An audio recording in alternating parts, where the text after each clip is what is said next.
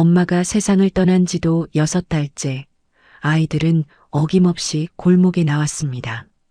그날 그 골목을 지나게 된 남자가 없었다면 아이들은 오늘도 빈병과 함께 하루를 겨우 버텨냈을 거예요. 그런데 그 남자가 아이들을 알아본 순간 그 남자도 어린 쌍둥이의 세상도 180도 달라졌습니다. 뒤엉키고 또 뒤엉킨 운명의 장난 바로 시작합니다. 윤태준이라는 남자를 설명하는데 긴 말은 필요 없습니다. 그가 회의실에 들어서면 임원들이 하던 말을 멈춥니다. 그가 서류를 덮으면 그게 곧 결론입니다.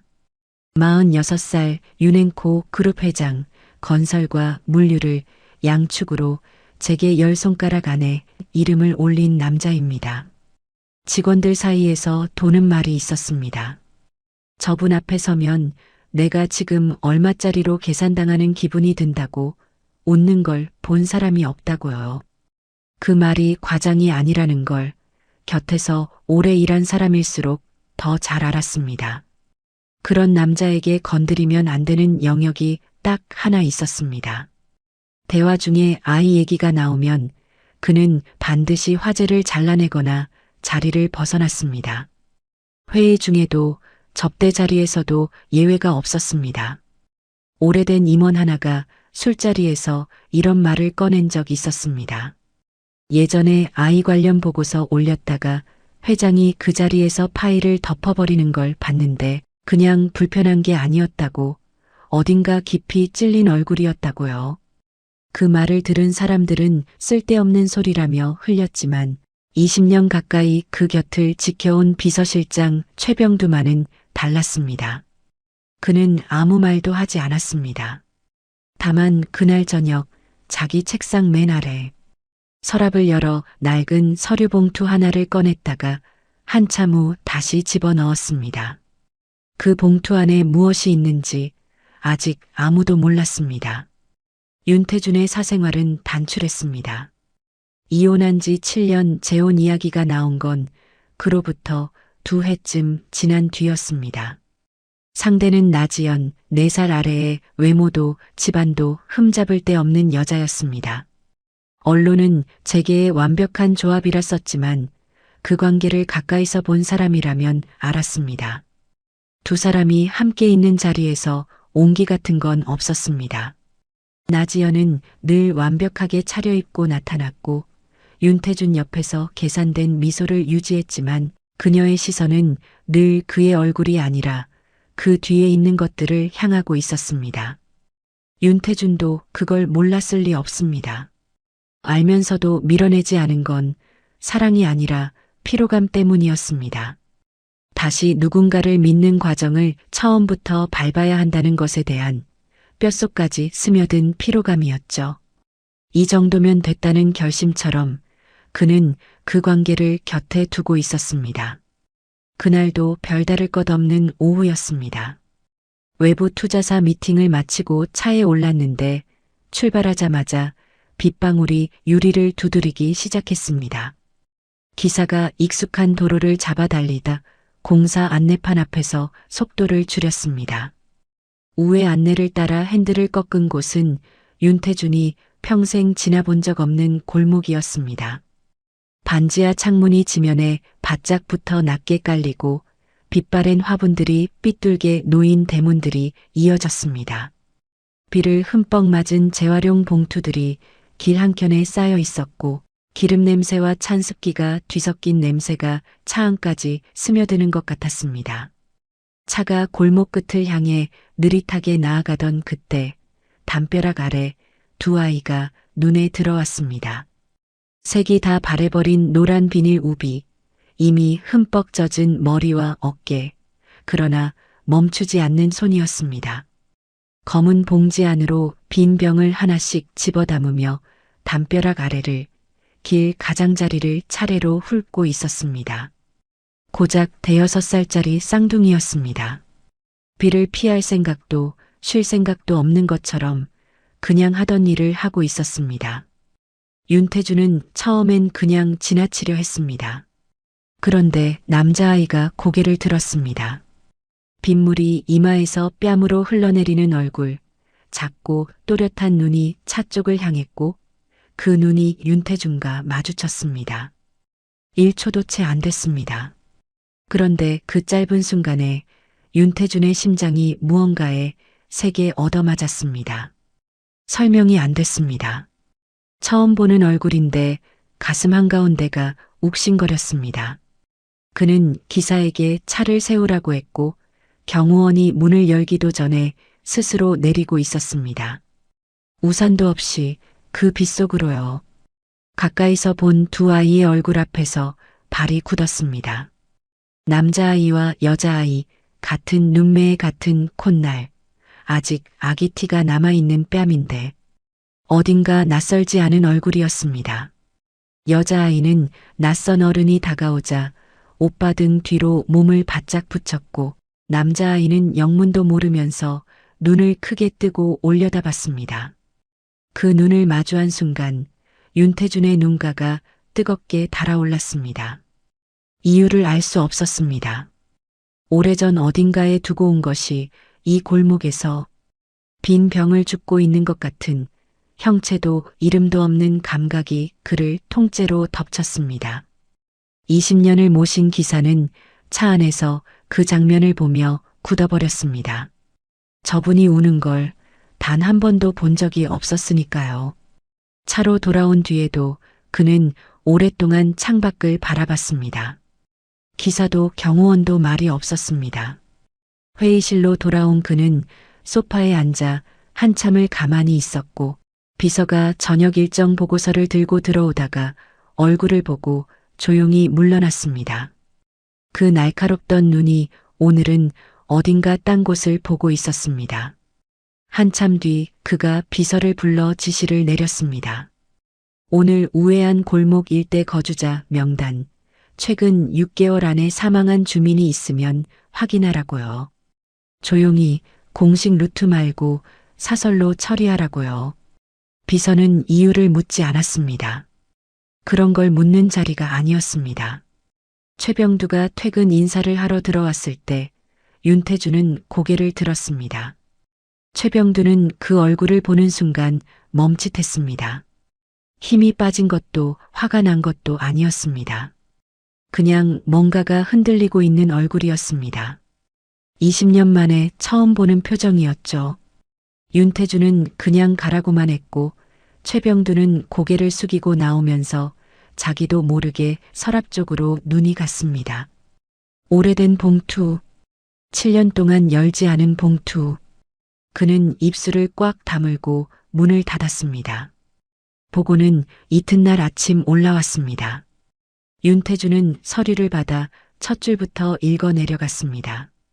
골목 주소, 거주 세대 목록, 사망자 정보. 항목을 훑던 시선이 이름 하나 위에서 멈췄습니다. 서하은. 사망일 6개월 전, 주소는 그 반지하 골목이었습니다. 자녀 가족란에 이름이 2개 적혀 있었습니다. 윤시우, 윤시아. 나이 6살. 쌍둥이. 아이들의 성이 윤씨였습니다. 그리고 그 엄마의 이름은 7년 전 그가 증거도 없이 내쫓은 바로 그 이름이었습니다.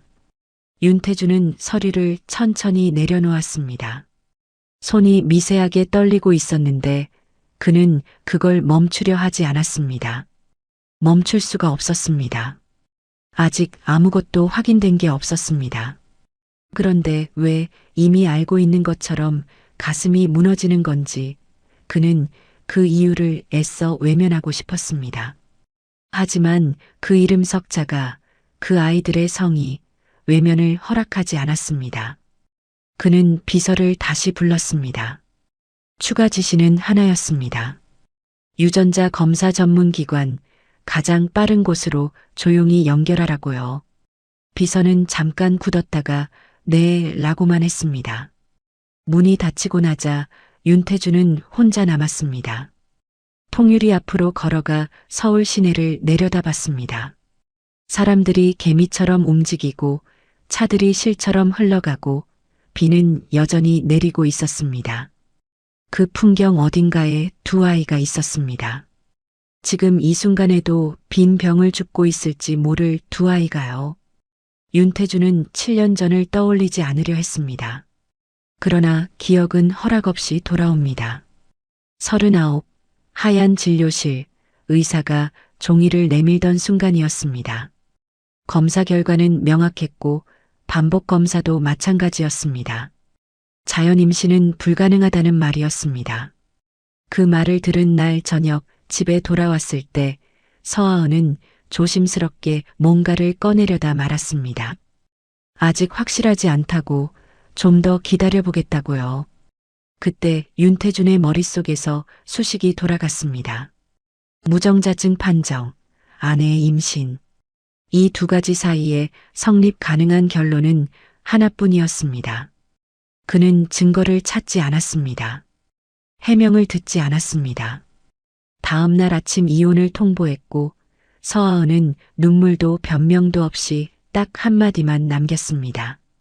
언젠가 알게 될 거예요. 그 말이 무슨 뜻인지 그는 그날 이해하려 하지 않았습니다. 7년이 지나 지금 그 말이 다시 귓속으로 파고들었습니다. 언젠가 알게 될 거예요. 아이들의 성은 윤 씨였고 엄마 이름은 서아은이었으며 사망일은 6개월 전이었습니다. 윤태주는 통유리에 손을 짚었습니다. 손끝이 차가웠습니다. 유리 너머 도시는 아무것도 모른 채 흘러가고 있었고 이 남자 혼자만 지금 무언가의 가장자리에 서 있는 것 같았습니다.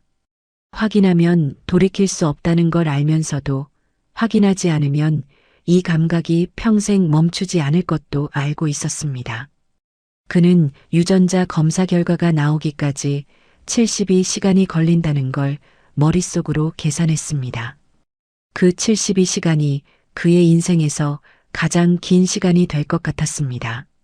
밤새 빌딩 불이 꺼지지 않았습니다. 그 층만 환했습니다. 도시가 잠드는 시간에도 윤태주는 자리를 지켰습니다. 일을 하는 것도 보고를 기다리는 것도 아니었습니다. 그냥 앉아 있었습니다. 아이들 얼굴이 머릿속에서 사라지지 않았습니다.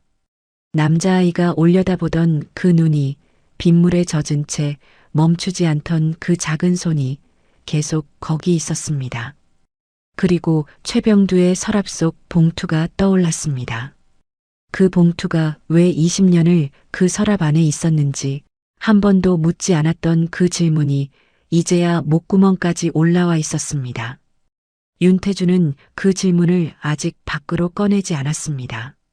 꺼내는 순간 무언가가 완전히 달라질 것 같아서요. 72시간이라고 했습니다. 유전자 검사 결과가 나오기까지 걸리는 시간이었습니다. 윤태주는 그 시간을 평소처럼 보내려 했습니다. 보고를 받고 결제를 처리하고 회의를 주재했습니다. 그런데 뭔가가 달랐습니다. 임원이 말하는 도중에 시선이 창밖으로 흘렀고 서류를 읽다가 같은 줄을 3번 읽고 있는 자신을 발견했습니다. 비서가 보고서를 들고 들어올 때마다 무의식적으로 고개를 들었습니다. 아직 결과가 나올 리 없는데도요.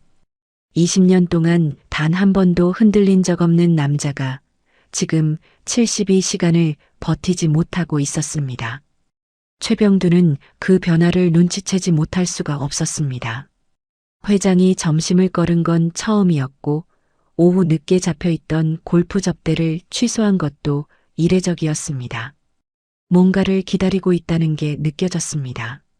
최병두는 조용히 자기 자리로 돌아가 서랍을 열었습니다.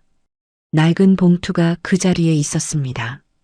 7년 전 서아은이 찾아와 건네고 간 봉투였습니다. 봉투 겉면에는 이렇게 적혀 있었습니다. 태준 씨가 알아야 할 날이 오면 그때 전해주세요.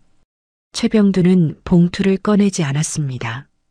그냥 서랍을 닫았습니다. 아직은 아니라고, 결과가 나오면 그때 생각하자고 스스로에게 말하면서요. 그런데 서랍을 닫는 손이 조금 떨렸습니다. 유전자 검사를 의뢰하면서 윤태주는 검사 기관 측에 한 가지를 당부했습니다. 아이들이 눈치채게 해서는 안 된다고, 최대한 자연스럽게 진행해 달라고요. 방법은 간단했습니다. 아이들이 매일 들르는 골목 끝, 구멍가게 주인을 통해 아이들이 마시다 버린 음료 컵을 수거하는 방식이었습니다. 지저분하고 우회적인 방법이었지만 그것 말고는 아이들을 직접 마주치지 않을 방도가 없었습니다. 그는 아직 아이들 앞에 나설 준비가 되지 않았습니다. 결과도 나오지 않은 상태에서 섣불리 나섰다가 아닌 것으로 판명되면 그것도 감당하기 어려웠습니다. 그런데 아이러니하게도 아닌 것으로 판명되는 상황이 더 두려운지, 맞는 것으로 판명되는 상황이 더 두려운지 그 자신도 알 수 없었습니다. 조사 결과는 검사 결과보다 먼저 도착했습니다. 사설 탐문 업체를 통해 파악한 서하은의 지난 7년이었습니다. 보고서는 얇았습니다. 두꺼울 것도 없었습니다.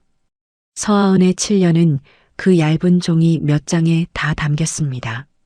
이혼 직후 고시원, 석 달 뒤 반지하로 이사, 편의점 야간 아르바이트, 식당 설거지, 공장 일용직, 임신 7개월 차에 일을 그만뒀고 그 다음 달 혼자 병원에서 쌍둥이를 낳았습니다. 출생신고서에 아버지라는 비어 있었습니다. 아이들이 2살 되던 해에 유방암 진단을 받았고 치료비가 없어 수술을 미뤘습니다.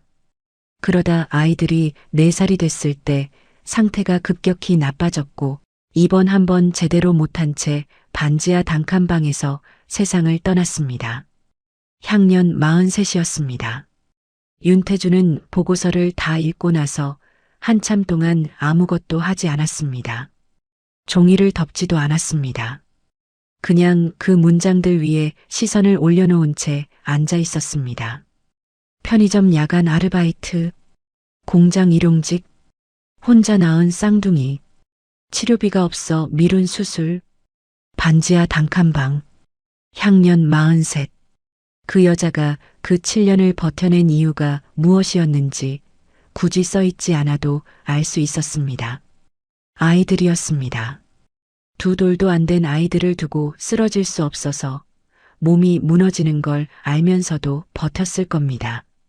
윤태주는 그 생각을 끊으려 했습니다. 아직 아무것도 확인된 게 없다고 스스로에게 말했습니다.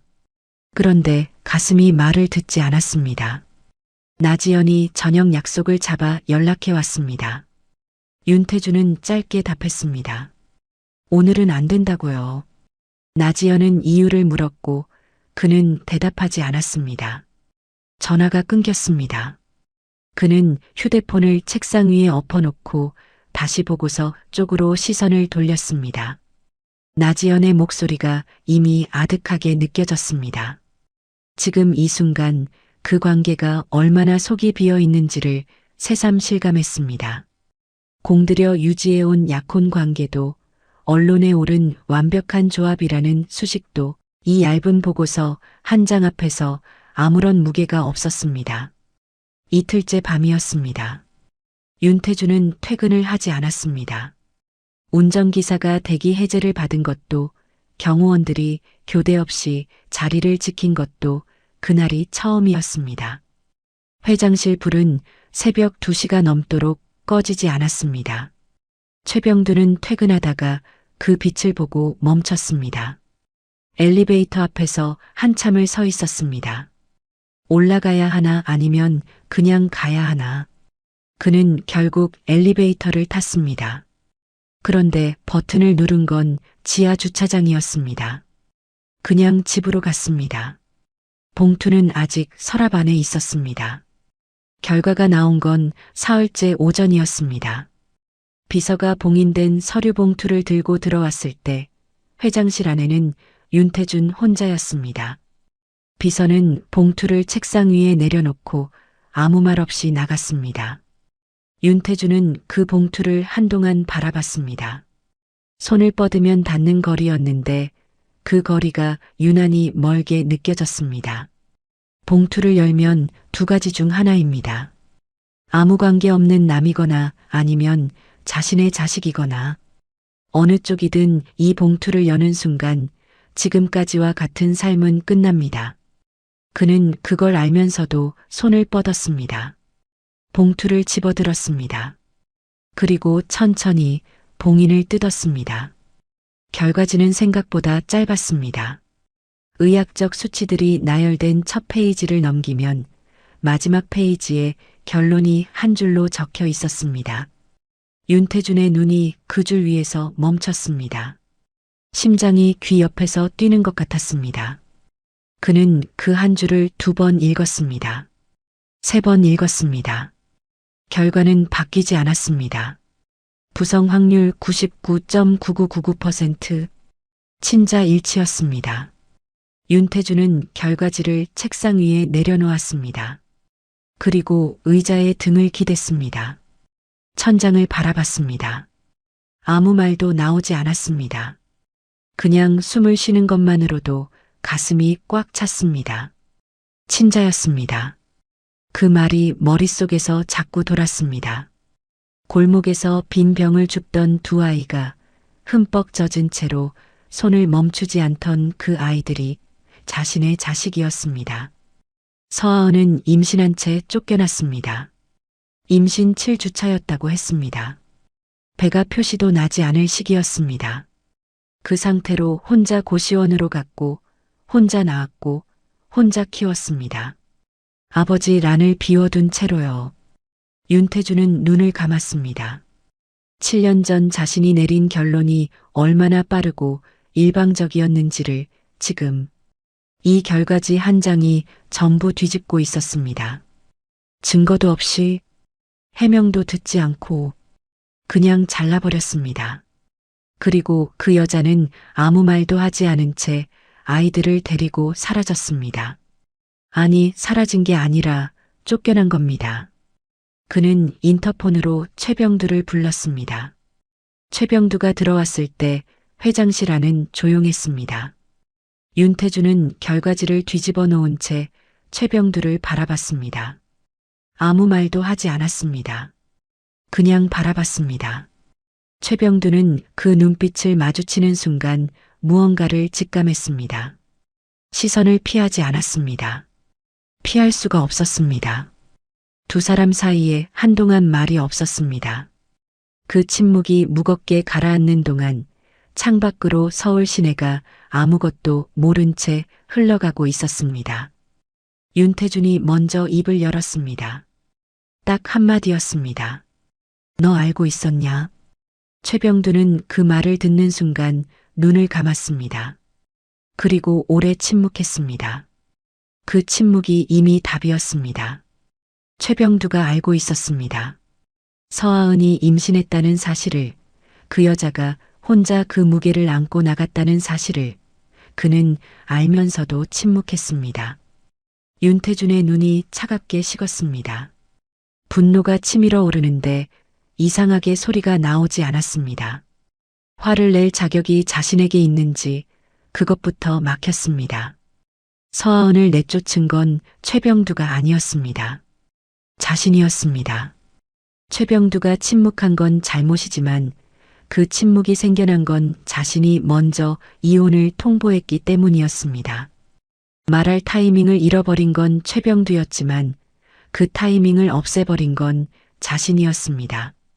윤태준은 천천히 시선을 창밖으로 돌렸습니다. 목소리가 낮게 깔렸습니다. 나가. 최병두는 고개를 숙이고 나갔습니다.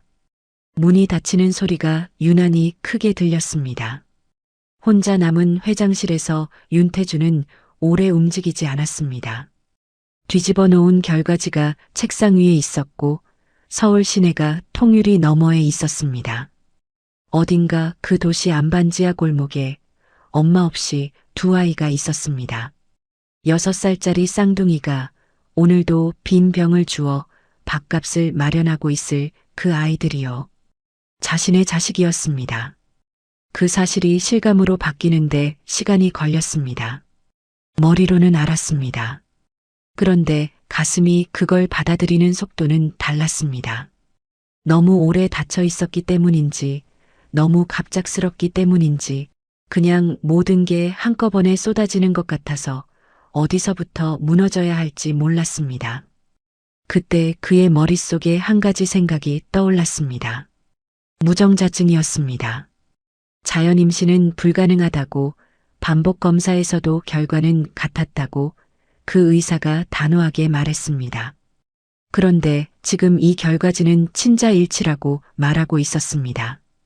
이 두 가지가 동시에 사실일 수는 없었습니다. 둘 중 하나가 틀렸습니다. 그리고 만약 틀린 쪽이 무정자증 판정이라면 자신이 7년 동안 안고 산 그 결론이 처음부터 오류였다는 얘기였습니다. 윤태주는 천천히 휴대폰을 들었습니다. 전화를 걸 곳이 있었습니다.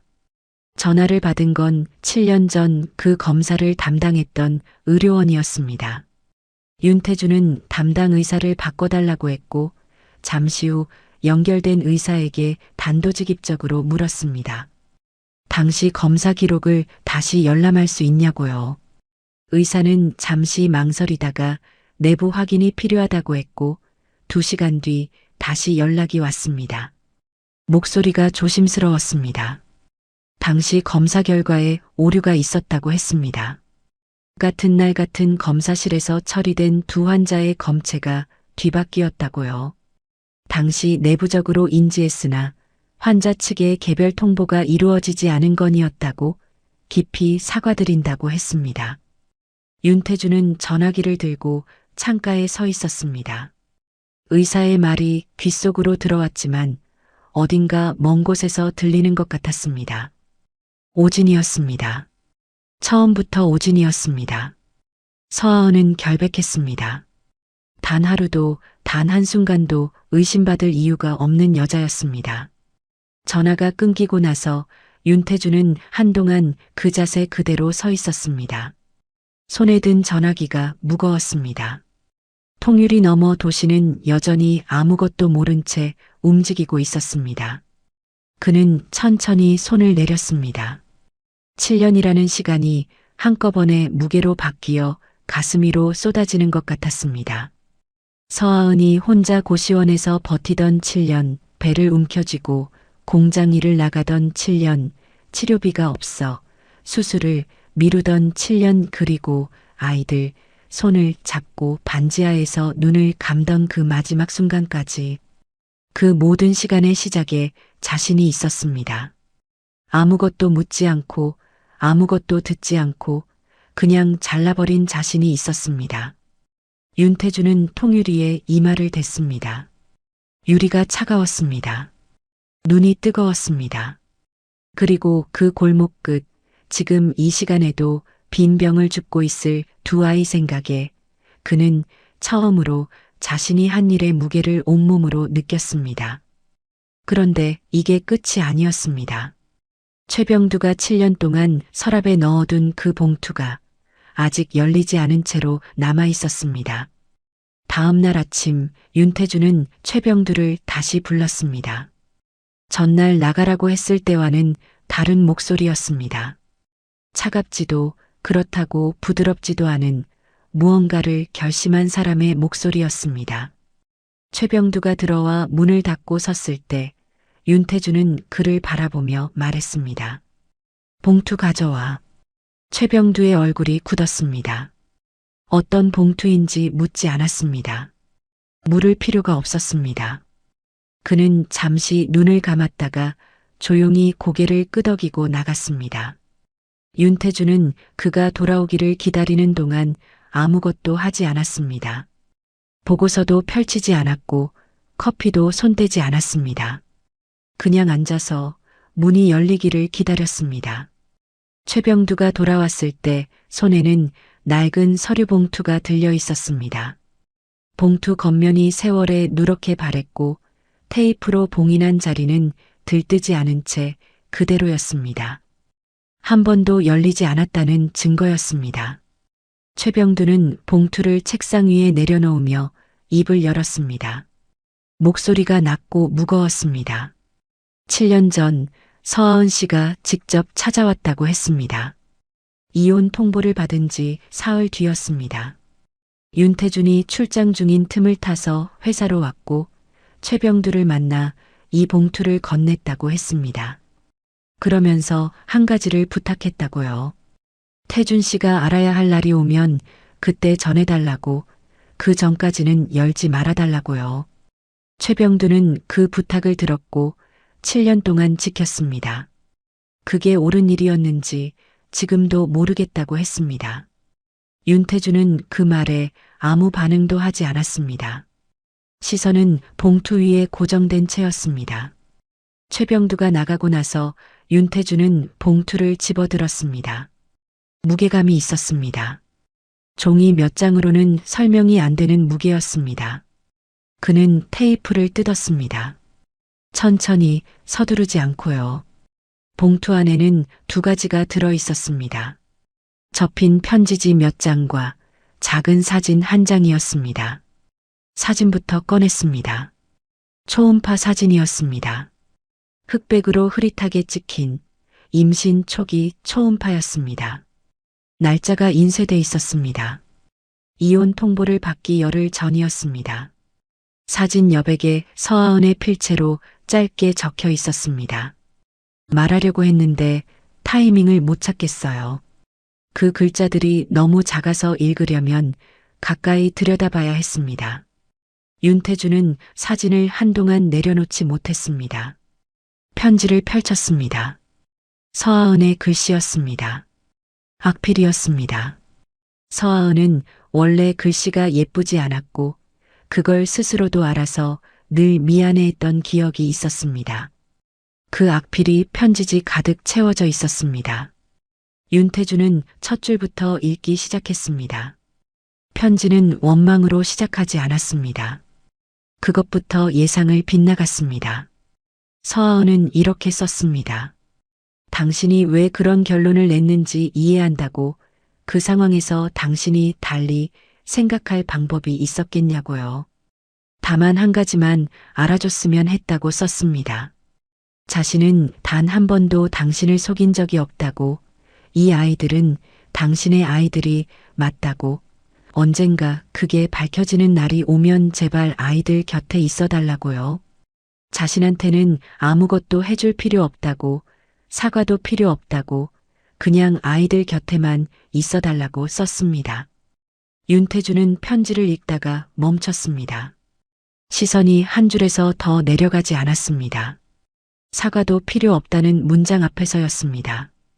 그 여자는 반지하에서 혼자 아이 둘을 낳고 몸이 무너지는 걸 알면서도 버티다가 세상을 떠나면서 사과도 필요 없다고 썼습니다. 분노도 없었고 저주도 없었습니다. 그냥 아이들 곁에 있어달라는 말 하나였습니다. 윤태주는 편지를 접었습니다. 접으면서 손이 떨렸습니다. 이번엔 멈추려 하지 않았습니다. 멈출 이유가 없었습니다. 창밖으로 서울이 보였습니다. 맑은 날이었습니다. 그 맑음이 지금 이 순간과 너무 어울리지 않아서 오히려 더 아팠습니다. 그는 자리에서 일어났습니다. 코트를 집어들고 회장실을 나섰습니다. 비서가 오후 일정을 상기시켰지만 그는 그냥 걸었습니다. 엘리베이터를 타고 지하 주차장으로 내려가 기사에게 말했습니다. 그 골목으로 가자고요. 기사는 어느 골목인지 되묻지 않았습니다. 며칠 전 우회했던 그 골목이라는 걸 알고 있었습니다. 차가 출발했습니다. 윤태주는 뒷좌석에 앉아 초음파 사진을 다시 꺼내 들었습니다. 흐릿한 흑백 사진, 그 안에 점처럼 찍혀 있는 두 개의 형체, 그리고 여백에 적힌 작은 글씨. 말하려고 했는데 타이밍을 못 찾겠어요. 그 글씨를 손끝으로 천천히 짚었습니다. 서아은은 말하려고 했습니다. 그런데 자신이 타이밍을 없애버렸습니다. 이혼을 통보한 그날 아침에 아무것도 듣지 않겠다는 눈빛 하나로요.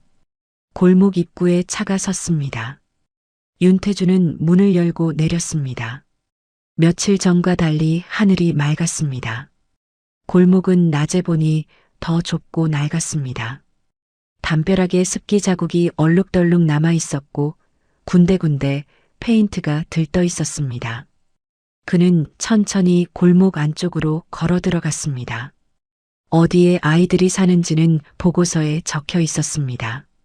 골목 가장 안쪽 반지하 세 번째 집이었습니다. 계단을 2개 내려가면 낮고 작은 철문이 나오는 집이었습니다. 윤태주는 그 앞에 서서 잠시 멈췄습니다. 철문은 녹이 슬어 있었고 문 앞 좁은 공간에 작은 운동화 2켤레가 가지런히 놓여 있었습니다. 나란히 아주 가지런히요. 누가 시킨 것도 아닐 텐데 그렇게 놓여 있는 신발 2켤레를 보는 순간 윤태주는 목이 막혔습니다. 그는 철문 앞에서 한참을 서 있었습니다. 손을 들어 문을 두드리기까지 생각보다 오래 걸렸습니다. 안쪽에서 발소리가 들렸습니다. 작고 빠른 발소리였습니다. 아이들이었습니다. 철문이 삐걱거리며 열렸고 남자아이가 얼굴을 내밀었습니다. 며칠 전 골목에서 빗속에 올려다보던 그 눈이었습니다. 아이는 낯선 어른을 보고 잠깐 굳었습니다. 뒤에서 여자아이가 오빠 어깨 너머로 얼굴을 내밀었습니다. 윤태주는 무릎을 굽혔습니다. 아이들 눈높이에 맞추려고요. 그러면서 자신이 지금 뭘 할 수 있는지, 뭐라고 말해야 하는지 아무것도 준비가 돼 있지 않다는 걸 깨달았습니다. 20년을 결단력 하나로 살아온 남자가 6살짜리 아이 앞에서 처음으로 아무것도 모르는 사람이 됐습니다. 남자아이가 눈을 깜빡이며 물었습니다. 아저씨 누구예요? 윤태주는 그 질문에 대답하지 못했습니다. 지금 당장 대답할 수 있는 말이 세상에 없었습니다. 윤태주는 한동안 아이의 얼굴을 바라봤습니다.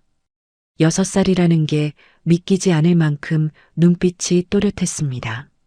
겁을 먹은 것도 아니고 그렇다고 쉽게 마음을 여는 것도 아닌 그냥 이 상황을 있는 그대로 받아들이는 눈이었습니다. 서하은의 눈이었습니다.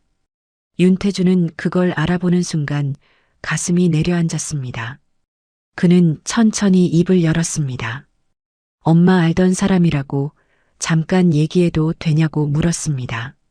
남자아이는 잠시 생각하더니 뒤를 돌아봤습니다. 여자아이와 눈을 맞췄습니다. 무언의 상이었습니다. 여자아이가 작게 고개를 끄덕였습니다. 남자아이가 철문을 조금 더 열었습니다. 집안은 좁고 낮았습니다. 반지하 특유의 서늘한 공기가 코끝을 스쳤고 창으로 들어오는 빛이 지면 높이에서 비스듬히 깔렸습니다.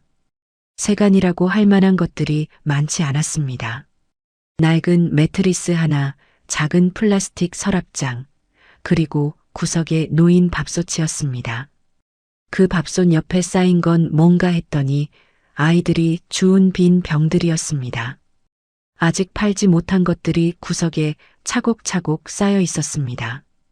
그리고 벽 한켠에 사진이 한 장 붙어 있었습니다. 서하은이었습니다. 인화된 사진이 아니라 종이에 출력한 것이었는데 가장자리가 약간 말려 있었습니다. 그 아래 아이들이 색연필로 뭔가를 그려 붙여놨습니다. 엄마라고 적혀 있었습니다. 삐뚤삐뚤한 글씨로요. 윤태주는 그 사진을 보면서 오래 시선을 거두지 못했습니다. 사진 속 서하은은 웃고 있었습니다. 어디선가 밖에서 찍은 사진인지 바람에 머리카락이 날리고 있었는데 눈을 가늘게 뜨고 웃는 그 표정이 낯설지 않았습니다. 오래전, 아직 모든 게 무너지기 전에 자주 보던 얼굴이었습니다. 그 얼굴 아래에 6살짜리 아이들이 그린 그림이 붙어 있었습니다. 하트와 꽃 그림이었습니다. 아이들은 엄마가 떠난 뒤에도 그 자리를 비워두지 않았습니다. 벽에 사진을 붙이고 그 아래 그림을 그려 붙이고 매일 그 앞에서 밥을 먹었을 겁니다. 윤태주는 그 그림 앞에서 무릎이 꺾이는 것을 느꼈습니다. 남자아이가 옆에 와서 섰습니다. 키가 무릎께 왔습니다. 아이는 윤태준이 사진을 보고 있다는 걸 알았는지 조용히 말했습니다. 우리 엄마래요 하고요. 윤태주는 알고 있다고 말하려다 그냥 입을 다물었습니다. 알고 있다는 말이 지금 이 아이한테 어떻게 들릴지 알 수 없었습니다. 그는 아이를 내려다보며 물었습니다. 지금 둘이서만 사냐고요? 남자아이가 고개를 끄덕였습니다. 옆집 할머니가 밥 가끔 챙겨준다고, 근데 할머니도 요즘 몸이 안 좋다고 했습니다. 담담한 말투였습니다. 6살이 이 상황을 담담하게 설명하고 있었습니다.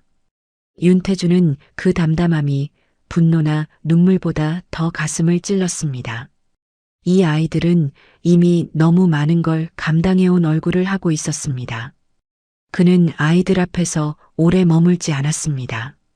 갑자기 나타난 낯선 어른이 집 안까지 들어와 오래 있는 건 아이들한테 좋지 않다는 걸 알았습니다. 자리에서 일어나며 남자아이한테 말했습니다. 또 올 수 있냐고요. 아이는 잠시 생각하더니 할머니한테 물어봐야 한다고 했습니다. 그 말이 어른스러워서 윤태주는 웃을 수도 없고 울 수도 없는 표정이 됐습니다. 그는 고개를 끄덕이고 철문 밖으로 나왔습니다. 계단을 올라 골목으로 나서면서 잠깐 돌아봤습니다. 철문은 이미 닫혀 있었습니다. 작은 운동화 2켤레가 다시 가지런히 놓여 있었습니다. 그는 그 자리에서 한참을 서 있다가 천천히 걸음을 옮겼습니다. 차로 돌아가는 내내 서하은이 편지에 쓴 문장이 귓속에서 맴돌았습니다. 사과도 필요 없다고, 그냥 아이들 곁에만 있어 달라고요. 그런데 그게 가장 무거운 말이었습니다. 사과를 원했다면 차라리 나았을 겁니다. 용서를 구할 대상이라도 있었을 테니까요. 그런데 이미 없었습니다. 서하은은 사과를 받을 기회조차 주지 않고 떠났습니다. 원망할 자격도 빌 자격도 이제 이 세상 어디에도 없었습니다. 윤태준이 가진 건 오직 하나였습니다. 남겨진 2 아이뿐이었습니다. 차 문을 열고 앉으면서 그는 한 가지를 직감했습니다. 이 아이들을 데려오는 과정이 생각보다 쉽지 않을 거라는 것을요. 나지연이 있었습니다. 그리고 그 주변에 엮인 것들이 있었습니다. 그게 어떻게 움직일지 윤태주는 이미 알고 있었습니다. 이제부터가 시작이었습니다. 나지연이 먼저 눈치를 챈 건 윤태준이 말을 꺼내기도 전이었습니다. 여자의 감이라기보다는 오래 계산해온 사람의 촉이었습니다. 며칠 전부터 윤태준이 달라졌다는 걸 느꼈습니다. 전화를 늦게 받거나 아예 받지 않는 날이 생겼고 약속을 취소하는 횟수가 늘었으며 함께 있는 자리에서도 어딘가 딴 데 가 있는 눈이었습니다. 나지연은 직접 묻지 않았습니다. 그 대신 자기 방식으로 움직였습니다.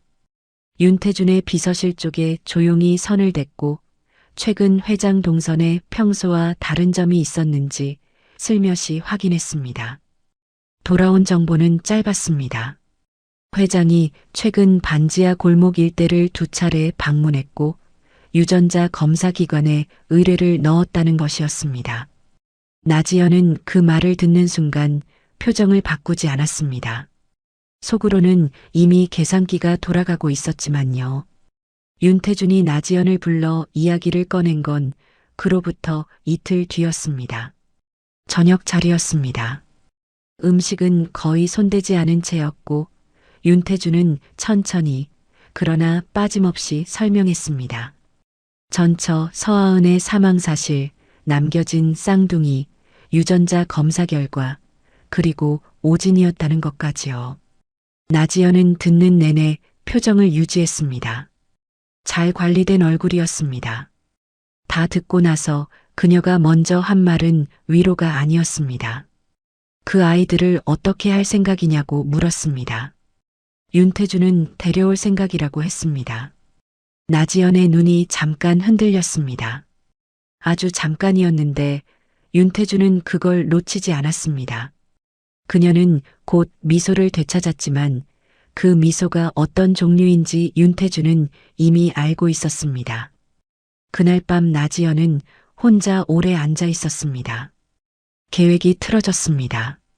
윤태준에게 자식이 없다는 것, 그것이 그녀의 계산에서 중요한 전제였습니다. 후계 구도가 단순할수록 자신의 입지가 단단해지는 구조였는데 지금 그 전제가 통째로 뒤집혔습니다. 더 나쁜 건 상대가 6살짜리 아이들이라는 점이었습니다. 전처 소생의 성인 자녀라면 법적으로든 감정적으로든 거리를 둘 여지가 있었습니다. 그런데 6살이었습니다. 엄마도 없이 반지하에서 빈병을 줍던 아이들이었습니다. 이 상황에서 자신이 반대 입장에 서면 어떻게 보일지 나지연은 그걸 누구보다 잘 알았습니다. 그래서 더 조심스러웠습니다. 정면으로 막는 건 득이 없었습니다. 다른 방법이 필요했습니다. 며칠 뒤 나지연이 먼저 제안을 했습니다. 자신도 아이들을 만나보고 싶다고 같이 가도 되겠냐고요. 윤태준은 잠시 그녀를 바라봤습니다. 의도를 모르지 않았지만 막을 이유를 대기도 애매했습니다. 그는 짧게 답했습니다. 괜찮다고요. 나지연은 그날 아이들을 위한 선물을 챙겨 골목으로 갔습니다. 포장이 반듯한 장난감 상자였습니다. 아이들은 낯선 여자를 보며 철문 뒤에 붙어 있었고 나지연은 상냥하게 웃으며 선물을 내밀었습니다. 그 웃음이 얼마나 계산된 것인지 6살짜리 아이들이 알 리 없었습니다. 그런데 윤태준은 알았습니다. 나지연이 아이들을 바라보는 눈이 따뜻하지 않았습니다. 친절했지만 따뜻하지 않았습니다. 그 차이를 구분하는 눈이 윤태준한테는 있었습니다. 돌아오는 차 안에서 나지연이 말을 꺼냈습니다. 아이들 양육 문제는 전문기관을 통해 절차를 밟는 게 맞지 않겠냐고 갑자기 낯선 환경에 데려오는 건 아이들한테도 좋지 않을 수 있다고요. 말은 맞았습니다. 그래서 더 조심스럽게 들렸습니다. 윤태준은 그 말의 앞뒤를 다 들으면서 한 가지를 확인했습니다. 나지연은 아이들 걱정을 하는 게 아니었습니다. 시간을 끌고 싶었습니다. 절차가 길어질수록 자신이 이 상황에 개입할 여지가 생기는 구조를 만들고 싶었던 겁니다. 윤태준은 대답하지 않았습니다. 창밖을 바라보며 아무 말도 하지 않았습니다. 그 침묵이 어떤 의미인지 나지연도 읽었을 겁니다. 그 무렵 옆집 박말순 할머니가 윤태준을 찾아왔습니다. 아이들이 말했다고 했습니다. 엄마 알던 아저씨가 왔다 갔다고요. 할머니는 74 나이에 허리가 굽었지만 눈빛이 단단한 사람이었습니다. 윤태준 앞에 앉아 처음 한동안은 말이 없었습니다. 그러다 입을 열었습니다. 서아은 씨가 마지막 반년을 어떻게 보냈는지 아느냐고 물었습니다. 윤태준은 모른다고 했습니다. 할머니가 천천히 말했습니다. 몸이 무너지는 걸 알면서도 병원을 끊었다고, 치료비로 쓸 돈을 아이들 통장에 넣어뒀다고, 마지막 한 달은 일어서지도 못하면서 아이들 밥은 꼭 자기 손으로 차렸다고요. 숨이 넘어가던 날 밤에도 아이들한테 내일 아침에 먹을 것 챙겨놨다고, 걱정 말고 자라고 했다고요. 할머니는 말하면서 울지 않았습니다. 이미 너무 많이 울어서 눈물이 다 말랐다고 했습니다. 윤태준은 그 말을 들으며 시선을 내렸습니다. 고개를 들 수가 없었습니다. 할머니가 자리를 일어서려다 멈췄습니다. 그러더니 품에서 작은 봉투 하나를 꺼냈습니다. 서아은 씨가 남긴 거라고 했습니다. 최병두에게 맡긴 봉투 말고 따로 남긴 것이었습니다. 할머니한테는 다른 걸 맡겼다고요. 아이들한테 줄 거라고, 아이들 아버지를 만나거든 같이 전해달라고 부탁했다고 했습니다. 윤태준은 봉투를 받아들었습니다.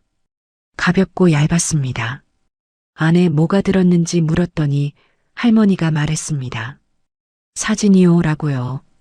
아이들 어릴 때 사진이랑 서아은 씨가 아이들한테 쓴 편지라고 했습니다. 시우한테 하나, 시아한테 하나, 그리고 아이들 아버지한테 하나가 더 있다고요. 윤태주는 봉투를 쥔 채 한동안 움직이지 못했습니다. 서아은은 죽으면서까지 준비를 해뒀습니다. 자신이 없어진 뒤에도 아이들이 혼자가 아니도록 언젠가 아버지가 올 것을 알고 기다린 것처럼요. 그 준비가 너무 단단해서 오히려 가슴이 무너졌습니다. 봉투 안의 편지는 아직 읽지 않았습니다. 그런데 이미 알 것 같았습니다. 서아은은 이번에도 원망하지 않았을 거라는 걸요. 그게 가장 두려웠습니다. 윤태주는 그날 저녁 늦게 회장실로 돌아와 봉투를 열었습니다. 사진이 먼저 나왔습니다. 몇 장 되지 않았습니다. 아이들이 갓난쟁이일 때 찍은 것, 돌 무렵으로 보이는 것, 그리고 서너 살쯤 됐을 때 골목 앞에서 찍은 것이었습니다. 서아은이 한 장에도 없었습니다. 사진을 찍는 사람이 늘 서아은이었다는 뜻이었습니다. 아이들은 사진 속에서 웃고 있었습니다. 좁고 낡은 반지하 집 앞이었지만 두 아이는 환하게 웃고 있었습니다.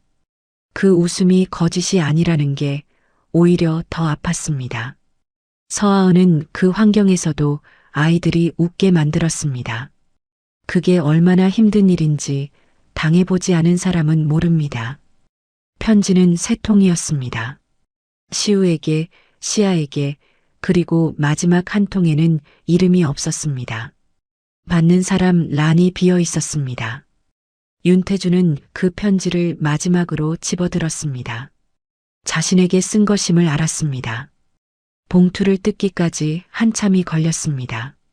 최병두한테 맡긴 편지는 이미 읽었습니다. 그런데 이건 달랐습니다. 할머니한테 따로 맡긴 것이었습니다. 혹시 첫 번째 편지가 전해지지 않을 경우를 대비한 것인지 아니면 전혀 다른 내용인지 알 수 없었습니다. 그는 편지를 펼쳤습니다. 서아은의 악필이 또 있었습니다. 이번엔 글씨가 더 흔들렸습니다. 몸이 많이 안 좋은 상태에서 쓴 것이 느껴졌습니다. 줄도 맞지 않았고 중간에 글씨가 멈췄다가 다시 시작하는 지점이 여러 군데였습니다. 힘이 없어서 잠깐 쉬었다가 다시 쓴 흔적이었습니다. 편지는 짧았습니다. 긴 말 없이 몇 문장으로 끝났습니다. 아이들 이름은 태준 씨가 지어줬으면 했는데 그러지 못했다고, 시우 씨아는 자신이 지었는데 마음에 들었으면 좋겠다고 썼습니다.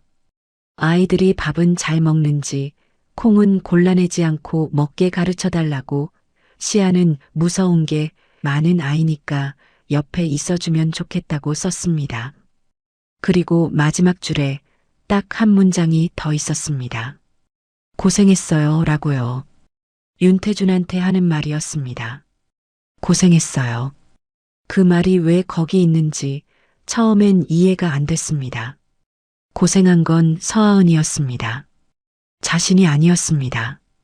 그런데 서아은은 자신한테 고생했다고 썼습니다. 윤태주는 그 문장 앞에서 오래 멈췄습니다. 7년 동안 혼자 그 무게를 안고 살아온 여자가 죽으면서 쓴 마지막 말이 그 말이었습니다. 미웠을 텐데, 원망했을 텐데, 그럼에도 불구하고 그 여자는 고생했다고 썼습니다. 윤태주는 편지를 접었습니다. 눈이 뜨거워졌습니다. 이번엔 참지 않았습니다. 참을 이유가 없었습니다. 통유리 넘어 서울 야경이 번지며 흔들렸습니다. 오래 굳어있던 무언가가 그날 밤 처음으로 녹아내렸습니다. 그 감각이 낯설었지만 밀어내지 않았습니다. 다음 날 아침 윤태주는 법무팀을 불렀습니다. 지시는 명확했습니다. 아이들 친권 회복 절차를 시작하라고, 가장 빠른 방법으로 진행하라고요. 법무팀장이 조심스럽게 물었습니다. 약혼자분과 사전에 충분히 조율이 됐냐고요. 윤태주는 그 질문에 잠깐 시선을 줬습니다. 그리고 짧게 말했습니다. 그건 별개의 문제라고요. 법무팀장은 더 묻지 않았습니다. 회의실 문이 닫히고 나서 윤태주는 나지연에게 문자를 보냈습니다. 오늘 저녁 시간 되냐고요. 나지연은 빠르게 답했습니다. 된다고요. 윤태주는 휴대폰을 내려놓으며 창밖을 바라봤습니다.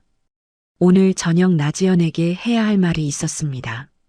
그 말을 들은 나지연이 어떻게 나올지 이미 그림이 그려졌습니다. 그리고 그 그림이 시작되면 이 일은 예상보다 훨씬 복잡해질 것이었습니다. 나지연은 그날 저녁 자리에 완벽하게 차려입고 나타났습니다. 윤태준이 이야기를 꺼낼 거라는 걸 알고 온 사람의 얼굴이었습니다. 둘이 마주 앉자마자 윤태준이 먼저 말했습니다. 아이들을 데려올 것이고 그 과정에서 지금의 관계를 유지하기 어렵겠다고요. 나지연은 표정을 바꾸지 않았습니다. 그 말이 무슨 뜻인지 모를 리 없었지만 바로 반응하지 않았습니다. 와인 잔을 한번 들었다 내려놓고 천천히 입을 열었습니다. 아이들을 데려오는 것과 약혼을 파기하는 게 왜 연결되냐고 자신은 아이들을 반대한 적 없다고 했습니다. 목소리가 차분했습니다. 그 차분함이 윤태준한테는 오히려 선명하게 들렸습니다. 나지연은 지금 이 관계를 놓지 않으려 하고 있었습니다.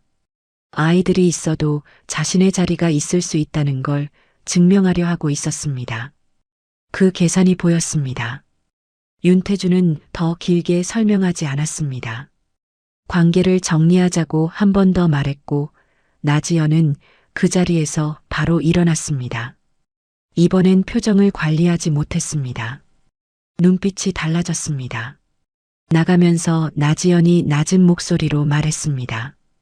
후회할 거라고요. 윤태준은 그 말을 들으며 시선을 창밖으로 뒀습니다. 후회는 이미 충분히 했습니다. 7년치를 한꺼번에 했습니다. 나지연이 나간 뒤 자리에 혼자 남아 윤태준은 오래 앉아 있었습니다. 조용했습니다. 오늘 이후로 나지연이 어떻게 움직일지, 그 파장이 어디까지 갈지 아직 알 수 없었습니다. 다만 한 가지만은 분명했습니다. 이제 아이들 쪽으로 되돌릴 수 없는 방향으로 한 걸음을 내디뎠다는 것이었습니다. 그리고 그 한 걸음이 생각보다 훨씬 많은 것을 건드리게 될 거라는 것도요. 나지연이 움직인 건 생각보다 빨랐습니다. 약혼 파기 이야기가 나온 지 사흘도 지나지 않아서였습니다. 그녀가 택한 방법은 정면 대응이 아니었습니다. 언론이었습니다. 재계 소식을 다루는 경제지 기자 한 명에게 정보가 흘러들어갔고 사흘 뒤 인터넷 기사 하나가 올라왔습니다. 제목은 자극적이지 않았습니다. 그냥 윤행코 회장 윤태준, 전처소생 혼외자, 친권 주장 추진 중 이라는 단순한 문장이었습니다. 그런데 그 기사가 퍼지는 속도는 단순하지 않았습니다. 댓글이 달렸습니다. 공유가 됐습니다. 비슷한 각도의 후속 기사들이 줄을 이었습니다. 혼외자라는 단어가 기사마다 박혔습니다. 그 단어가 틀렸습니다. 아이들은 혼외자가 아니었습니다. 정식 혼인 관계 중에 생긴 자녀였습니다. 그런데 정정 기사가 나오기 전에 이미 프레임이 굳어가고 있었습니다. 윤태준은 그 기사를 보고 잠시 눈을 감았습니다. 예상한 수였습니다. 나지연이 어떤 식으로 나올지 대략의 그림은 그려져 있었습니다. 그런데 막상 기사가 눈앞에 있으니 감정이 다른 방향에서 치밀었습니다. 아이들이었습니다. 아직 6살인 아이들이 혼외자라는 단어로 인터넷에 오르내리고 있었습니다. 시우와 시아는 지금 그 골목에서 그 기사의 존재도 모른 채 오늘 하루를 보내고 있겠지만 이 기사는 남습니다. 검색하면 나옵니다. 언젠가 그 아이들이 자라서 자기 이름을 검색했을 때 이 단어와 마주치게 됩니다. 그 생각이 들자 윤태준은 차갑게 굳었습니다. 법무팀에 전화를 걸었습니다. 정정보도 요청과 함께 해당 기사를 유포한 경로를 추적하라고 법적 대응 준비에 들어가라고 지시했습니다. 목소리가 낮고 또렷했습니다. 나지연은 거기서 멈추지 않았습니다. 그녀 쪽에서 윤태준의 모친에게 접촉을 시도했습니다. 윤태준의 어머니는 70대 초반으로 경기도 외곽의 작은 전원주택에서 조용히 지내는 분이었습니다. 사업 이야기에는 일절 관여하지 않았고 아들의 결정에 함부로 끼어들지 않는 분이었지만 손주라는 말에는 달랐습니다. 나지연이 어떤 방식으로 말을 꺼냈는지는 모르지만 윤태준 모친이 먼저 전화를 했습니다. 아이들 이야기 들었다고 한번 보러 가도 되겠냐고요. 윤태준은 그 전화를 받으며 잠깐 멈췄습니다. 어머니가 아이들 존재를 반길 뿐이라는 건 알았습니다. 그런데 이 타이밍에 어머니가 움직인다는 건 나지연이 그 방향으로 판을 유도했다는 의미이기도 했습니다. 그는 어머니께 조금만 기다려달라고 했습니다. 먼저 정리해야 할 것들이 있다고요. 친권 회복 절차는 생각보다 복잡하지 않았습니다. 유전자 검사 결과가 있었고 혼인 관계 중 출생이 법적으로 확인됐으며 아이들을 부양할 능력에 이의를 제기할 사람이 없었습니다. 법무팀은 이르면 한 달 안에 마무리될 수 있다고 했습니다. 문제는 법이 아니었습니다. 아이들이었습니다. 아이들이 낯선 어른을 따라 낯선 곳으로 가겠다고 할 리 없었습니다. 그 나이 아이들한테 절차와 법적 친권이 무슨 의미인지 설명하는 건 불가능했습니다. 윤태준은 그걸 알고 있었습니다. 그래서 그는 법보다 먼저 아이들한테 가기로 했습니다. 서류가 완성되기 전에 자신이 먼저 그 골목에 쌓여야 한다고 생각했습니다. 매일 가기로 했습니다. 그날부터 윤태준은 퇴근 후 골목으로 갔습니다. 처음 며칠은 아이들이 문을 잘 열어주지 않았습니다. 철문 너머에서 인기척만 느껴졌습니다. 그는 서두르지 않았습니다. 문 앞에 먹을 것을 놓고 돌아왔습니다. 편의점 삼각김밥이었습니다. 2개씩이었습니다. 다음 날 가보면 없어져 있었습니다. 그것만으로 충분했습니다. 사흘째 되던 날 철문이 조금 열렸습니다. 시우가 얼굴을 내밀었습니다. 왜 매일 오냐고 물었습니다. 윤태준은 솔직하게 말했습니다. 보고 싶어서라고요. 시우가 잠시 생각하더니 들어오라고 했습니다. 그게 시작이었습니다. 아이들과 처음 밥을 먹은 날이 기억에 남았습니다. 윤태준이 국밥을 사왔고 셋이 좁은 방 바닥에 앉아 먹었습니다. 윤태준은 평생 바닥에 앉아 밥을 먹어본 기억이 없었습니다. 허리가 불편했습니다. 그런데 그날 식사가 이상하게 오래 기억에 남을 것 같다는 걸 느꼈습니다. 시아가 국물을 후루룩 소리내어 마셨고 시우가 그건 소리내면 안 된다고 나무랐습니다. 어디서 그런 걸 배웠는지 알 수 없는 예의였습니다. 서하은이 가르친 것이겠죠. 윤태준은 그 장면을 보며 국밥 한 술을 떴습니다. 목이 메었지만 내색하지 않았습니다. 아직 아이들 앞에서 울면 안 된다고 생각했습니다. 아이들이 이유를 물을 테고 그 이유를 아직 설명할 준비가 되지 않았으니까요. 며칠이 지나면서 아이들이 조금씩 마음을 열었습니다. 시우는 말이 많아졌고 시아는 여전히 낯을 가렸지만 윤태준이 앉으면 슬그머니 옆에 와서 앉는 일이 생겼습니다. 어느 날 시아가 조용히 물었습니다. 아저씨는 엄마랑 친구예요 라고요. 윤태준은 그 질문에 바로 대답하지 못했습니다. 친구보다 더 가까웠다고, 그런데 자신이 잘못해서 멀어졌다고, 그 말을 6살짜리 아이한테 어떻게 설명해야 할지 몰랐습니다. 그는 잠시 생각하다가 말했습니다. 엄마를 많이 아꼈던 사람이라고요. 시아가 고개를 끄덕였습니다. 그 대답으로 충분한 것처럼요. 윤태준은 그날 집으로 돌아오는 차 안에서 한참을 멍하니 있었습니다. 엄마를 많이 아꼈던 사람. 그 말이 맞는 말인지 자신한테 그 말을 할 자격이 있는지 아직 잘 모르겠다는 생각이 들었습니다. 그 무렵 나지연 쪽에서 움직임이 포착됐습니다. 이번엔 언론이 아니었습니다. 아동복지 관련 기관에 누군가 익명으로 민원을 넣었다는 정보가 들어왔습니다. 내용은 윤태준이 아이들에게 부적절하게 접근하고 있다는 것이었습니다. 법적 친권도 확정되지 않은 상태에서 임의로 아이들과 접촉한다는 취지였습니다. 민원 자체가 법적 효력을 갖는 건 아니었습니다. 그런데 목적은 효력이 아니었습니다. 절차를 늦추는 것, 윤태준이 아이들과 접촉하는 것을 불편하게 만드는 것이었습니다. 윤태준은 그 보고를 받고 잠시 눈을 감았습니다. 나지연이 이 정도까지 할 줄은 알았습니다. 그런데 막상 아이들이 도구로 쓰이는 걸 보니 감정이 달랐습니다. 그는 법무팀에 추가 지시를 내렸습니다. 그리고 골목으로 향했습니다. 오늘도 아이들 밥을 챙겨야 했으니까요.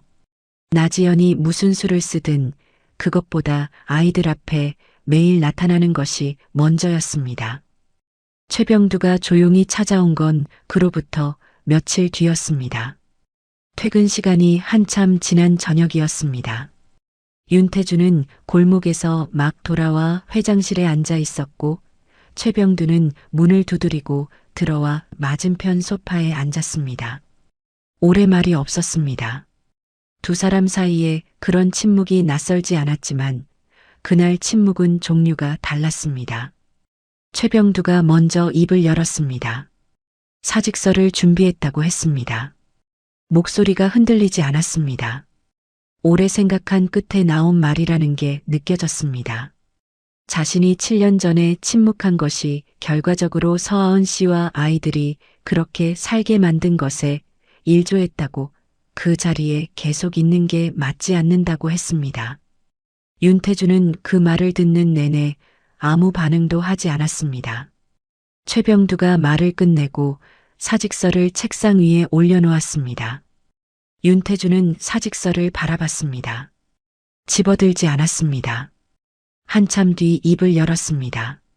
최병두가 침묵한 건 잘못이라고 했습니다. 그건 맞다고요. 그런데 그 침묵이 생긴 건 자신이 먼저 이혼을 통보했기 때문이라고, 말할 타이밍을 없애버린 건 자신이었다고 했습니다. 최병두가 아니라 자신이 그 구조를 만들었다고요. 잠깐 멈췄다가 말했습니다. 사직서는 받지 않겠다고요. 최병두의 눈이 흔들렸습니다. 윤태준은 그냥 가라고 했습니다. 20년을 함께한 사람을 이 일로 보내는 건 자신이 원하는 게 아니라고 말하지 않았지만 그 눈빛에 다 있었습니다. 최병두는 사직서를 다시 집어들지 않은 채 일어났습니다. 고개를 깊이 숙이고 나갔습니다. 문이 닫히는 소리가 났습니다. 그 소리가 전보다 가볍게 들렸습니다. 친권 절차가 마무리 단계에 접어들면서 윤태준은 아이들을 데려올 공간을 준비하기 시작했습니다. 집을 새로 꾸미는데 익숙한 사람이 아니었습니다. 인테리어 업체에 일임하면 될 일이었지만 이번엔 그렇게 하지 않았습니다. 직접 가구를 보러 갔습니다. 아이들 방에 들어갈 침대와 책상이었습니다. 매장에서 아이용 가구 앞에 서 있는 자신이 낯설었습니다. 직원이 다가와 몇 살 아이냐고 물었고 6살 쌍둥이라고 대답했습니다. 그 말을 입 밖으로 내는 순간 뭔가가 현실로 내려앉는 감각이 있었습니다. 6살 쌍둥이, 자신의 아이들. 그 말이 이제 자연스럽게 나왔습니다. 어색하지 않았습니다. 아이들한테 이야기를 꺼낸 건 어느 저녁 밥을 먹고 나서였습니다. 시우와 시아가 나란히 앉아 있었고 윤태준은 두 아이를 번갈아 바라보다가 천천히 말했습니다. 자신이 아빠라고요. 시우가 눈을 크게 떴습니다. 시아는 숟가락을 내려놓았습니다. 잠시 침묵이 흘렀습니다. 시우가 먼저 물었습니다. 왜 이제 왔냐고요? 그 질문에 윤태준은 바로 대답하지 못했습니다. 왜 이제 왔냐는 6살짜리 질문이 세상에서 가장 무거운 질문이 됐습니다. 그는 잠시 있다가 말했습니다. 늦었다고 미안하다고요. 시우가 한동안 그를 바라보다가 고개를 끄덕였습니다. 그리고 다시 밥을 먹기 시작했습니다. 시아는 아무 말도 하지 않았습니다. 다만 밥을 다 먹고 나서 살며시 윤태준 옆으로 와 앉았습니다. 말도 없이 그냥 옆에 앉았습니다. 그것으로 충분했습니다. 그것으로 충분하고도 남았습니다. 나지연의 마지막 수는 그 직후에 나왔습니다. 윤태준 모친에게 직접 찾아가 아이들 이야기를 꺼냈습니다. 전처소생 아이들을 들이면 집안 구도가 복잡해진다고, 자신이 곁에 있으면 그 부분을 잘 정리할 수 있다고 했다는 겁니다. 윤태준 모친은 나지연의 말을 끝까지 들었습니다. 그리고 딱 한마디 했습니다. 그 아이들이 내 손주라면 정리할 게 없다고요. 나지연이 더 말을 잇지 못했다고 했습니다. 윤태준은 어머니한테 그 이야기를 전해 듣고 한참을 말이 없었습니다. 어머니는 전화기 너머에서 덧붙였습니다. 아이들 데리고 한번 오라고 국 끓여놓겠다고요. 윤태준은 알겠다고 했습니다. 전화를 끊고 나서 창밖을 바라봤습니다. 나지연이 어디서부터 계산이 어긋났는지 이제 분명해졌습니다. 자신 주변 사람들이 생각보다 단단하다는 걸 그녀는 처음부터 잘못 읽었습니다. 나지연이 완전히 물러난 건 조용했습니다. 소란스럽게 끝날 거라고 예상했는데 그렇지 않았습니다. 법무팀이 언론 유포 경로를 추적한 결과가 나왔고 익명 민원의 출처도 확인됐습니다. 윤태준은 그 자료를 들고 나지연을 한 번 더 만났습니다. 길지 않은 자리였습니다. 나지연은 자료를 보더니 오래 말이 없었습니다. 그러다 천천히 자리에서 일어났습니다. 이번엔 후회할 거라는 말도 없었습니다. 그냥 나갔습니다. 코트 자락이 문 사이로 사라지는 걸 보면서 윤태준은 아무것도 느끼지 않았습니다. 분노도 안도도 아니었습니다. 그냥 끝났다는 감각이었습니다. 처음부터 감정이 없던 관계가 감정 없이 끝나는 건 어떻게 보면 당연한 일이었습니다. 그리고 그 주 금요일 친권 회복이 법적으로 확정됐습니다. 법무팀장이 서류를 들고 들어왔을 때 윤태준은 회의 중이었습니다. 회의를 멈추고 서류에 서명했습니다. 임원들이 영문을 모른 채 지켜봤습니다. 윤태준은 서명을 마치고 서류를 법무팀장에게 돌려줬습니다. 그리고 회의를 이어갔습니다. 아무 일도 없었던 것처럼요. 그런데 그날 저녁 골목으로 가는 차 안에서 그는 한 번도 해본 적 없는 행동을 했습니다. 기사한테 창문 좀 열어달라고 했습니다. 바깥 공기가 마시고 싶다고요. 기사가 창문을 내렸고 저녁 바람이 차 안으로 들어왔습니다. 윤태준은 눈을 감았습니다. 잠깐이었습니다. 그걸로 충분했습니다. 골목에 도착했을 때 철문이 먼저 열렸습니다. 시우였습니다. 아저씨 온다고 할머니가 알려줬다며 나왔습니다. 박말순 할머니가 골목 귀퉁이에서 팔짱을 끼고 서 있었습니다. 윤태준과 눈이 마주치자 말없이 고개를 끄덕였습니다. 그 고개 끄덕임이 수고했다는 말보다 더 많은 걸 담고 있었습니다.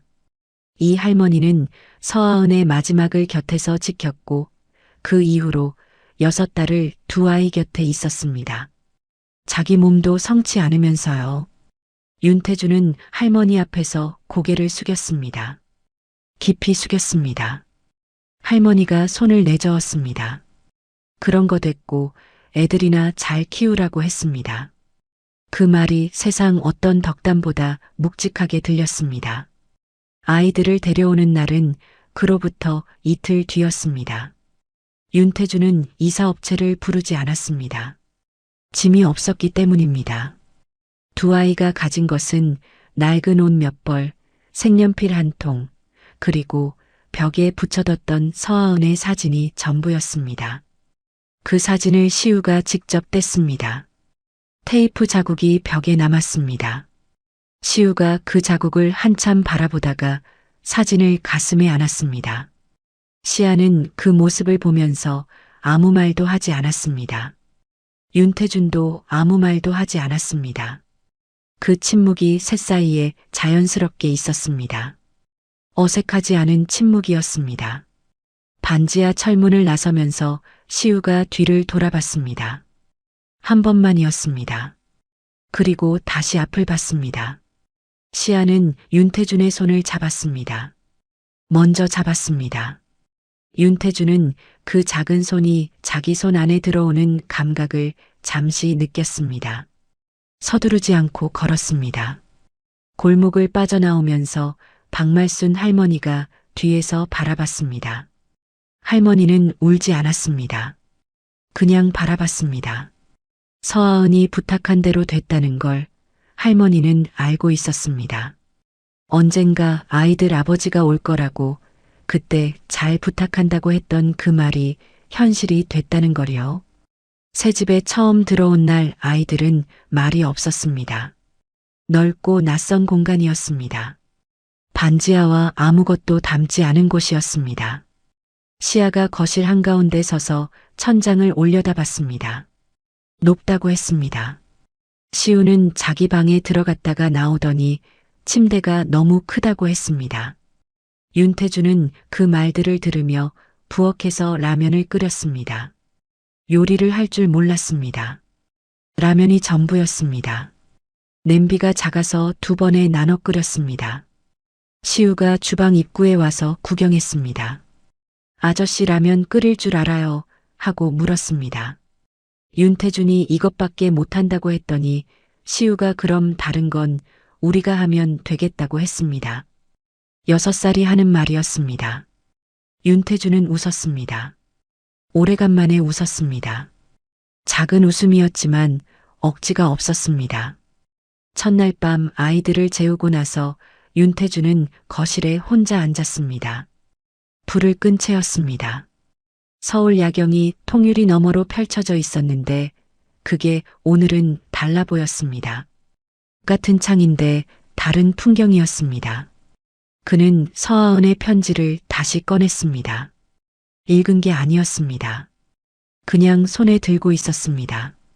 고생했어요. 라는 그 마지막 문장이 자꾸 떠올랐습니다. 그 말을 이제야 조금 이해할 것 같았습니다. 서아은은 윤태준이 언젠가 이 아이들 앞에 서게 될 거라는 걸 알았습니다.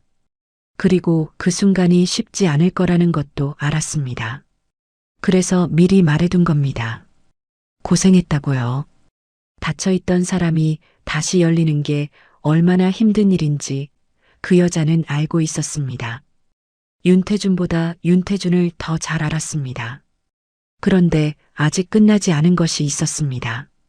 아이들이 아직 모르고 있었습니다. 윤태준이 왜 7년 동안 없었는지를요. 엄마가 왜 혼자 자신들을 키웠는지를요.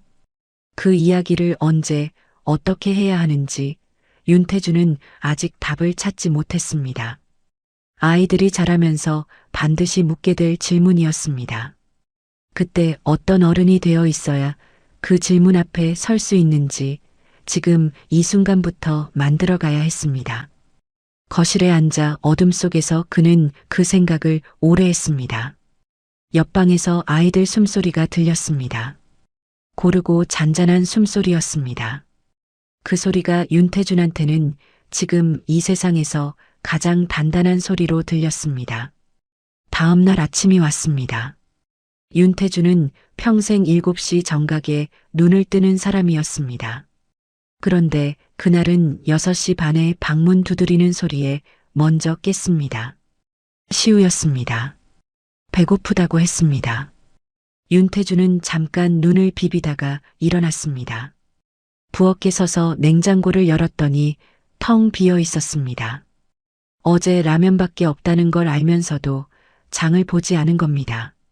그는 시우한테 편의점 가도 되냐고 물었습니다. 시우가 진지하게 고개를 끄덕였습니다. 셋이서 잠옷바람으로 편의점에 갔습니다. 이른 아침 편의점, 천억 자산가와 6살짜리 쌍둥이가 나란히 서서 삼각김밥을 고르고 있었습니다. 시아는 참치마요를 골랐고 시우는 불고기를 골랐으며 윤태주는 아이들이 고르고 남은 것 중에서 하나를 집었습니다. 계산을 하면서 편의점 알바생이 무심코 예쁜 가족이라고 했습니다. 윤태주는 그 말에 아무 대답도 하지 않았습니다. 그런데 걸어 나오면서 그 말이 귓속에 남았습니다. 가족이라는 단어가 낯설지 않았습니다. 낯설어야 할 것 같은데 낯설지 않았습니다. 그 무렵부터 윤태준의 하루가 바뀌기 시작했습니다. 오전 7시 정각 회장실 대신 6시 반에 아이들 밥을 챙기는 것이 먼저였습니다.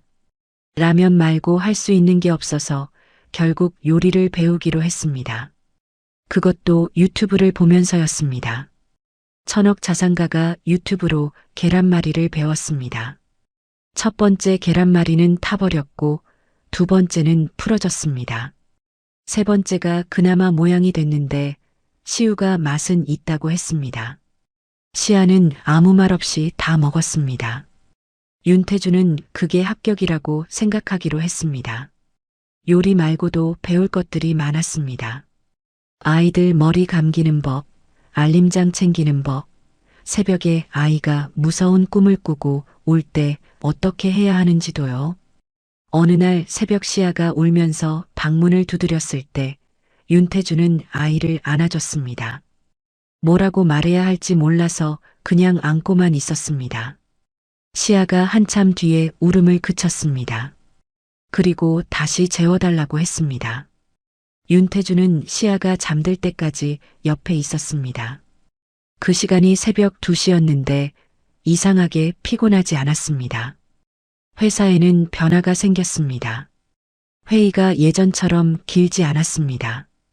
윤태준이 핵심만 짚고 마무리하는 방식으로 바뀌었습니다. 직원들은 처음엔 어리둥절했지만 불만은 없었습니다. 퇴근 시간이 빨라졌으니까요. 임원 중 하나가 최병두한테 살짝 물었다고 합니다. 요즘 회장님 좀 달라지신 것 같다고요.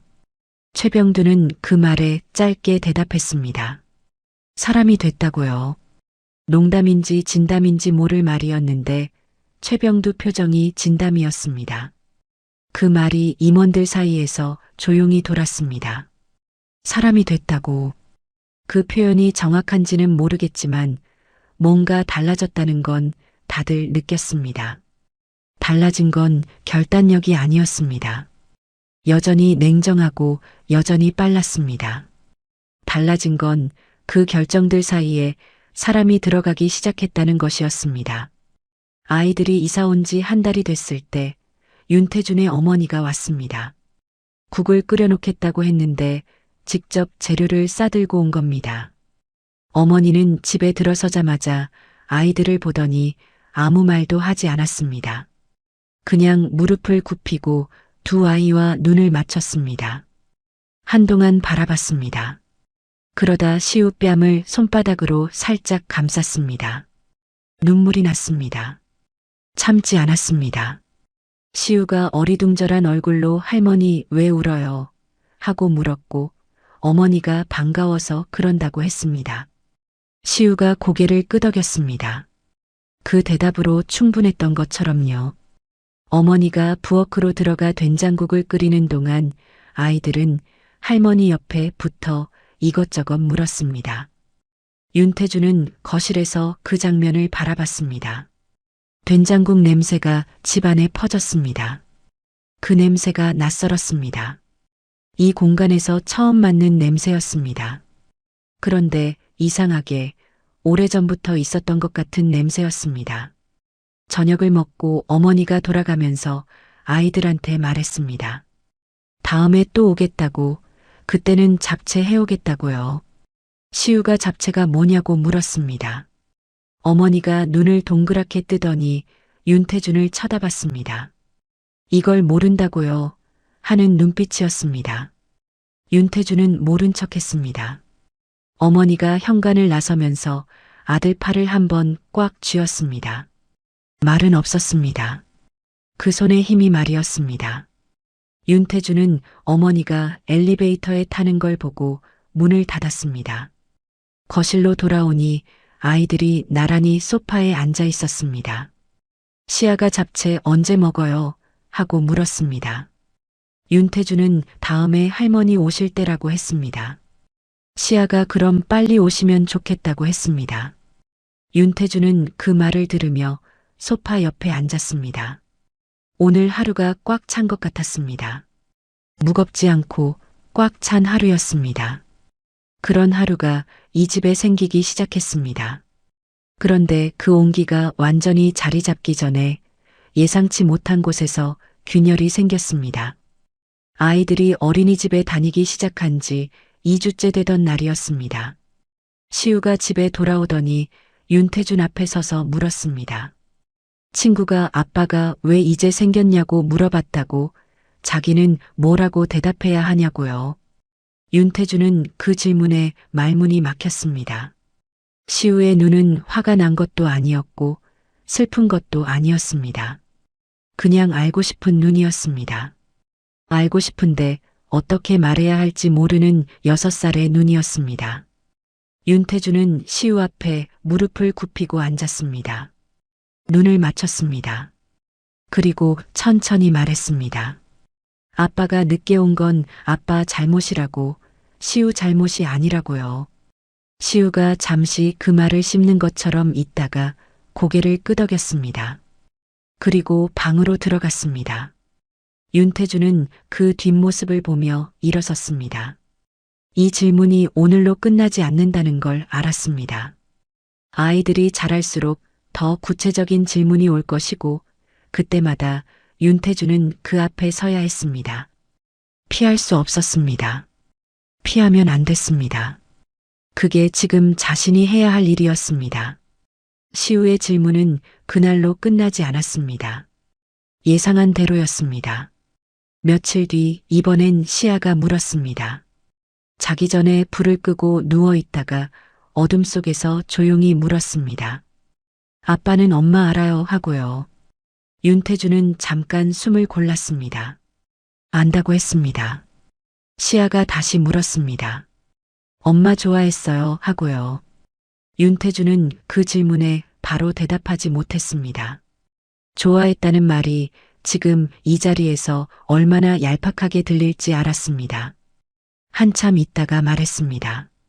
많이 좋아했는데 잘못했다고요. 시아가 어떻게 잘못했냐고 물었습니다. 윤태주는 믿어야 할 때 믿지 않았다고 말했습니다.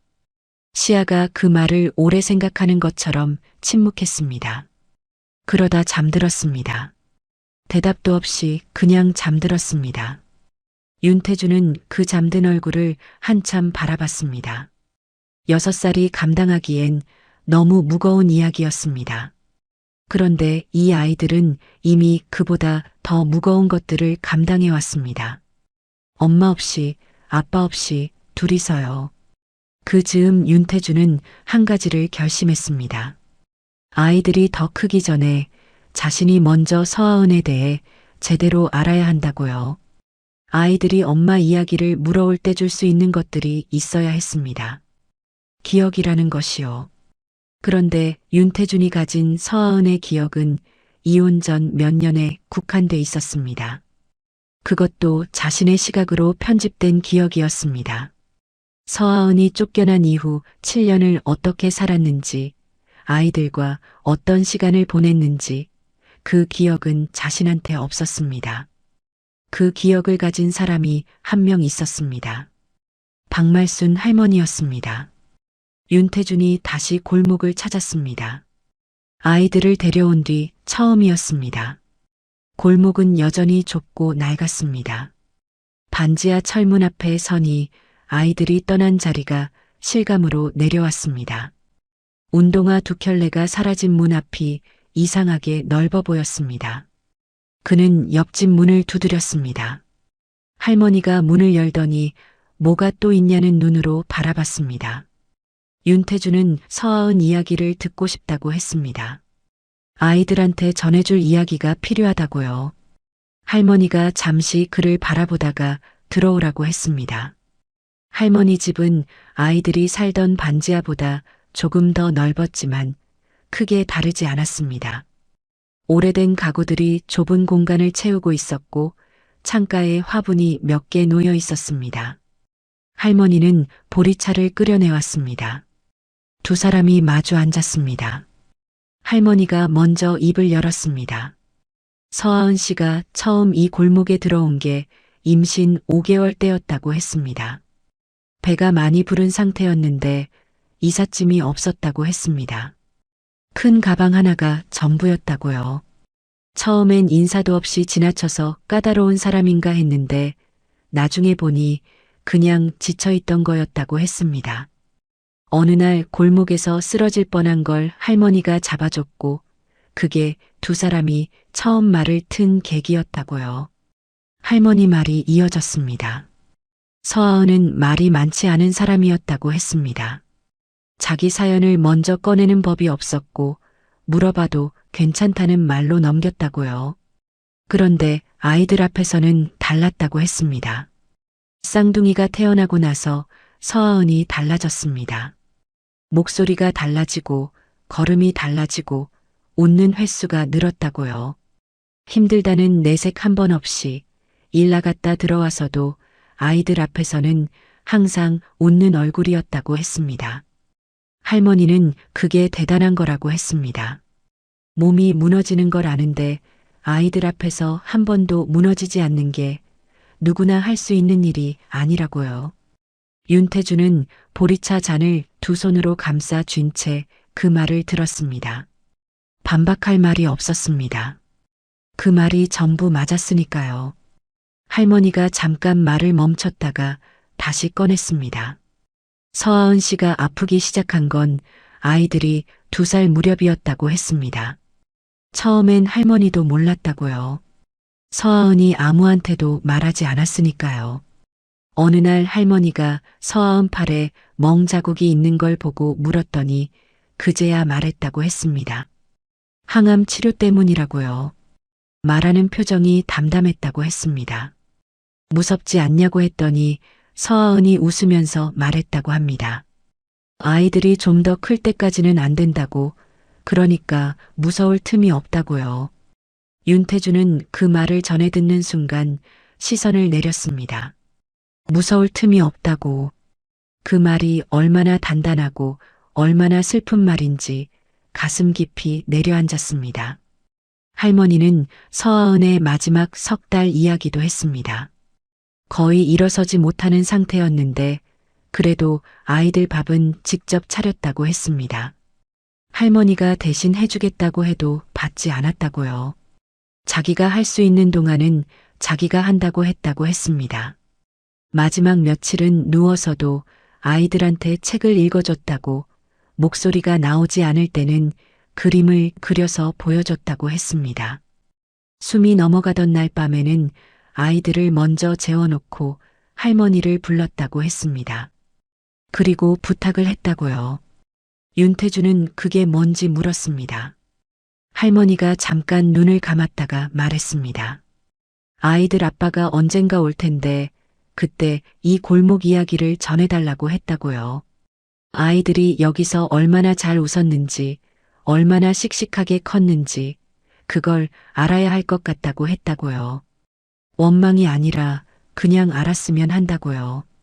윤태주는 그 말을 듣는 내내 보리차 잔을 내려놓지 못했습니다. 손이 떨렸습니다. 서하은은 죽는 순간까지 윤태준을 생각했습니다. 원망이 아니라 이해 쪽으로요. 그 방향이 어떻게 가능한지 그는 아직도 다 이해하지 못했습니다. 골목을 나오면서 윤태주는 철문 앞에 잠깐 섰습니다. 텅 빈 문 앞이었습니다. 운동화도 없고 인기척도 없었습니다. 그런데 이상하게 이 골목이 비어 보이지 않았습니다. 서하은이 여기서 살았습니다. 아이들이 여기서 자랐습니다. 그 시간들이 이 골목 안에 아직 남아있는 것 같았습니다. 그는 고개를 한번 숙였습니다. 아무도 보지 않는 골목 앞에서 그냥 숙였습니다. 미안하다는 말을 소리 내지 않았습니다.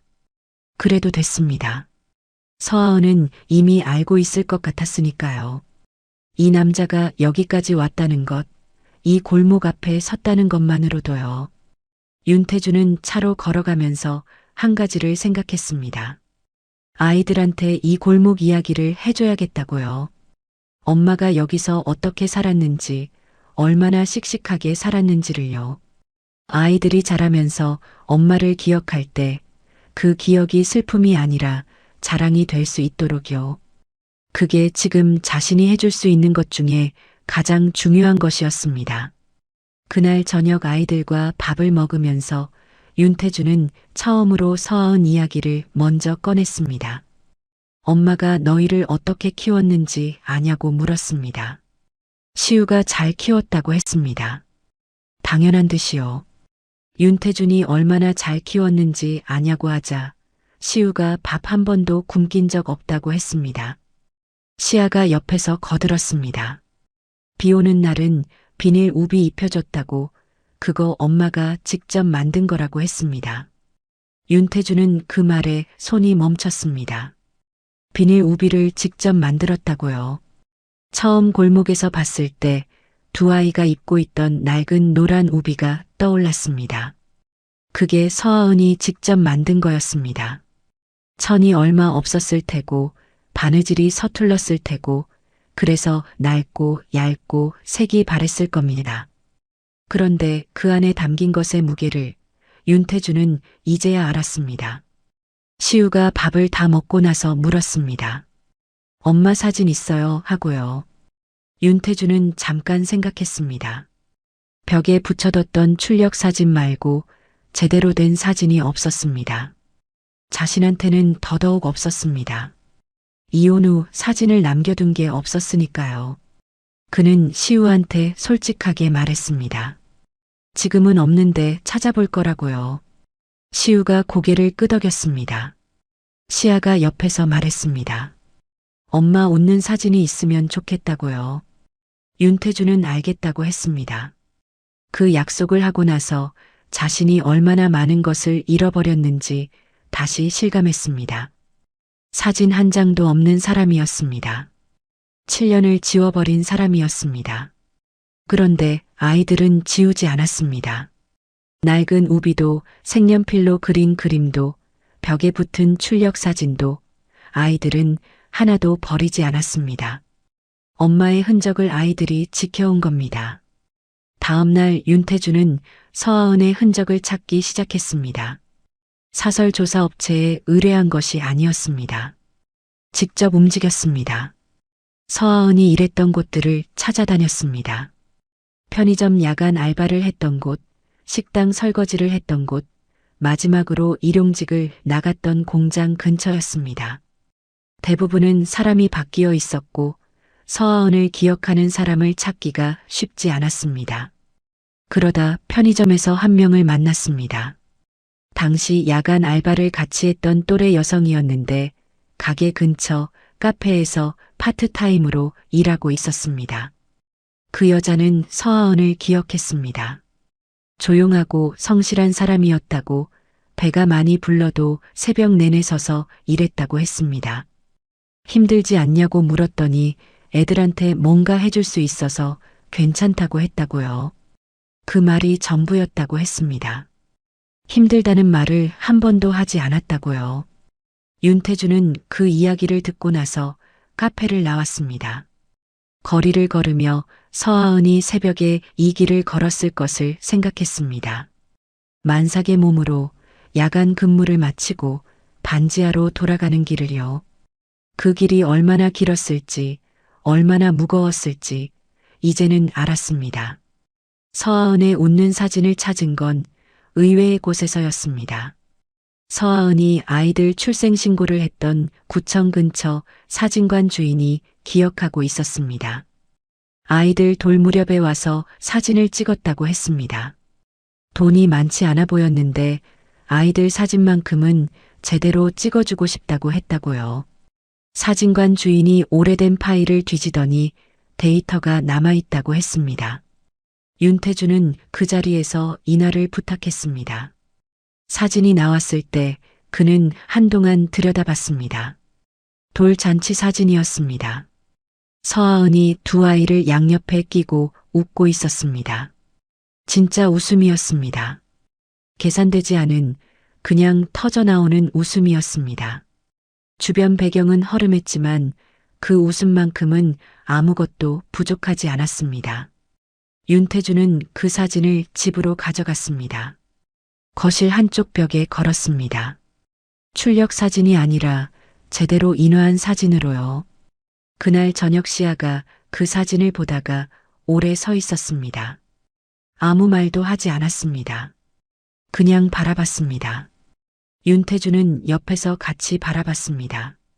그것으로 충분했습니다. 그런데 그날 밤 윤태주는 한 가지 사실이 마음에 걸려 잠을 이루지 못했습니다. 서하은이 직접 만든 비닐 우비, 아이들한테 읽어준 책, 마지막 날 밤 챙겨둔 내일 아침 밥, 그리고 할머니한테 부탁한 이야기까지. 이 모든 것들이 서하은이 준비한 것들이었습니다. 그런데 서하은이 준비하지 못한 것이 하나 있었습니다. 자신이 없어진 뒤 아이들이 겪어야 할 시간이었습니다. 아빠가 오기 전까지의 시간, 그 6달을 아이들이 어떻게 버텼는지, 그건 서하은이 막아줄 수 없었습니다. 아이들이 둘이서 빈 병을 주어 밥값을 마련하던 그 시간이요.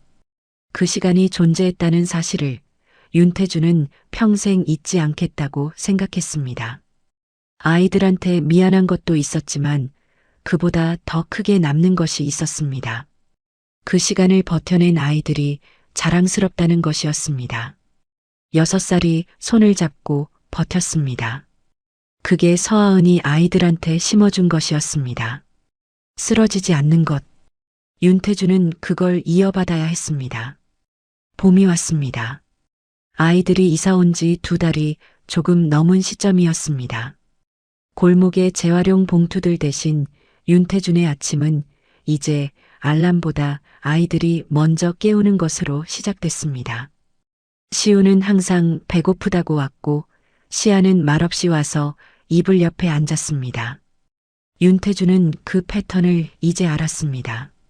시우가 먼저 오면 시아도 곧 온다는 것, 시아가 먼저 오면 혼자 있고 싶은 날이 아니라 그냥 말없이 곁에 있고 싶은 날이라는 것을요. 두 아이가 다르다는 것을 알게 됐고 각자 다른 방식으로 대해야 한다는 것도 알게 됐습니다. 그것을 아는데 2달이 걸렸습니다. 서하은은 혼자서 그걸 처음부터 알았을 겁니다. 아니, 알아가면서 키웠을 겁니다. 윤태주는 그 생각을 하며 계란을 깼습니다. 3번째 시도 만에 계란말이가 제대로 말렸습니다. 어린이집에서 아버지 참관 수업이 있다는 알림장이 왔습니다. 윤태주는 그날 오전 일정을 전부 비웠습니다. 비서가 조심스럽게 물었습니다. 중요한 미팅이 2건 있다고요. 윤태주는 미뤄달라고 했습니다. 비서가 더 묻지 않았습니다. 참관 수업 당일 윤태주는 어린이집 앞에 섰습니다. 다른 아버지들은 대부분 편한 차림이었습니다. 윤태주는 정장이었습니다. 다른 방법을 몰랐습니다. 교실 안으로 들어서자 아이들이 저마다 아빠를 찾았고 시우가 먼저 윤태준을 발견했습니다. 달려오더니 손을 잡아 끌었습니다. 우리 아빠라고 옆 친구한테 큰 소리로 말했습니다. 그 목소리가 얼마나 당당했는지 윤태주는 그 순간 교실 바닥이 흔들리는 것 같았습니다. 우리 아빠. 그 2글자가 자신한테 이렇게 무겁고 이렇게 따뜻할 수 있다는 것을 그는 그날 처음 알았습니다. 수업이 끝나고 아이들과 함께 걸어 나오는 길에 시아가 손을 잡았습니다. 반대편에서 시우도 손을 잡았습니다. 양쪽에서 2 아이가 손을 잡고 걷는 그 감각이 낯설었습니다. 좋은 방향의 낯설미였습니다. 윤태주는 걸음을 늦췄습니다. 아이들 보폭에 맞추려면 반쯤 줄여야 했습니다. 그 보폭으로 걸으면서 주변 풍경이 달리 보였습니다. 낮은 곳에서 보이는 것들이 있었습니다. 담벼락 아래 핀 민들레, 배수구 옆에 모인 무릉덩이, 신호등이 바뀌기를 기다리는 사람들의 신발코. 서아은이 아이들 눈높이에서 세상을 봤을 때 이 풍경들이 보였을 거라는 생각이 들었습니다. 7년 동안 이 높이에서 살았을 겁니다. 윤태주는 그 높이를 이제야 알았습니다. 그 무렵 최병두가 조용히 움직였습니다. 윤태준이 지시한 것도 아니었습니다. 최병두는 자기 방식으로 빚을 갚고 있었습니다. 서아은이 마지막으로 일했던 공장 쪽에 작은 장학재단 설립 서류를 준비했습니다. 그 지역 아이들을 위한 것이었습니다. 서아은 이름으로 만들겠다고 했습니다. 윤태준한테 보고가 올라왔을 때 그는 서류를 한참 들여다봤습니다. 그리고 서명했습니다. 빠르게요. 최병두가 고개를 숙였습니다. 윤태준은 고개를 들라고 했습니다. 더 숙이고 다닐 필요 없다고요. 최병두의 눈이 흔들렸습니다. 윤태준은 그냥 가서 일 보라고 했습니다. 무뚝뚝하게, 그러나 그 무뚝뚝함 안에 뭔가가 들어 있었습니다. 최병두는 알아들었습니다. 20년을 같이 일한 사람이었으니까요. 여름이 오기 전 윤태준은 아이들을 데리고 한 곳을 찾았습니다. 서아은이 묻혀 있는 곳이었습니다. 납골당이었습니다. 장례를 치른 것도 박말순 할머니였고 돈이 없어 가장 작은 칸이었습니다. 윤태주는 그 앞에 아이들과 함께 섰습니다. 시우가 엄마한테 인사를 했습니다. 학교 가면 잘할 거라고, 밥도 잘 먹고 있다고요. 시아는 말없이 서 있다가 손을 뻗어 납골함을 손끝으로 가볍게 짚었습니다. 그게 시아의 인사였습니다. 윤태주는 두 아이 옆에서 그 장면을 지켜봤습니다. 자신도 인사를 해야 했습니다. 그런데 무슨 말을 해야 할지 이 순간에도 몰랐습니다. 미안하다는 말은 이미 수백 번 속으로 했습니다. 고맙다는 말은 너무 작았습니다. 그는 한참을 서 있다가 그냥 말했습니다. 잘 키우겠다고요. 약속한다고요. 그 두 문장이 전부였습니다. 그런데 그게 지금 자신이 할 수 있는 가장 정직한 말이었습니다. 돌아오는 차 안에서 시우가 물었습니다. 엄마가 들었을까요? 하고요. 윤태주는 들었을 거라고 했습니다. 시우가 그럼 됐다고 했습니다. 그 한마디가 이상하게 가볍고 단단했습니다. 6살이 세상을 정리하는 방식이었습니다. 그렇게 됐으면 된 거였습니다. 윤태주는 그 말을 들으며 앞을 봤습니다. 차창 너머로 봄 햇살이 쏟아지고 있었습니다. 아이들이 뒷좌석에서 나란히 앉아 창밖을 구경했습니다. 시아가 저 꽃 예쁘다고 했고 시우가 꽃보다 저 강아지가 더 귀엽다고 했습니다. 그 옥신각신이 차 안을 채웠습니다. 윤태주는 그 소리를 들으며 핸들을 잡은 기사 너머 창밖을 바라봤습니다. 오래전 이 남자가 바라보던 서울과 지금 바라보는 서울이 같은 도시인데 달랐습니다. 같은 창인데 다른 풍경이었습니다. 그 차이가 무엇인지 이제는 알았습니다. 박말순 할머니가 이사를 오게 된 건 그로부터 얼마 지나지 않아서였습니다. 윤태준이 먼저 제안했습니다. 혼자 그 골목에 계시는 것보다 아이들 가까이 계시는 게 낫겠다 싶었습니다. 할머니는 처음에 한사코 손을 내저었습니다. 신세 지기 싫다고요. 윤태준이 말했습니다. 신세가 아니라고 아이들한테 할머니가 필요하다고요. 그 말에 할머니가 조용해졌습니다. 며칠 뒤 전화가 왔습니다. 가겠다고요. 그렇게 해서 같은 건물 아래층에 할머니가 들어왔습니다. 이사 오던 날 할머니 짐이 너무 없어서 시우가 이게 다냐고 물었고 할머니가 많으면 뭐 하냐고 했습니다.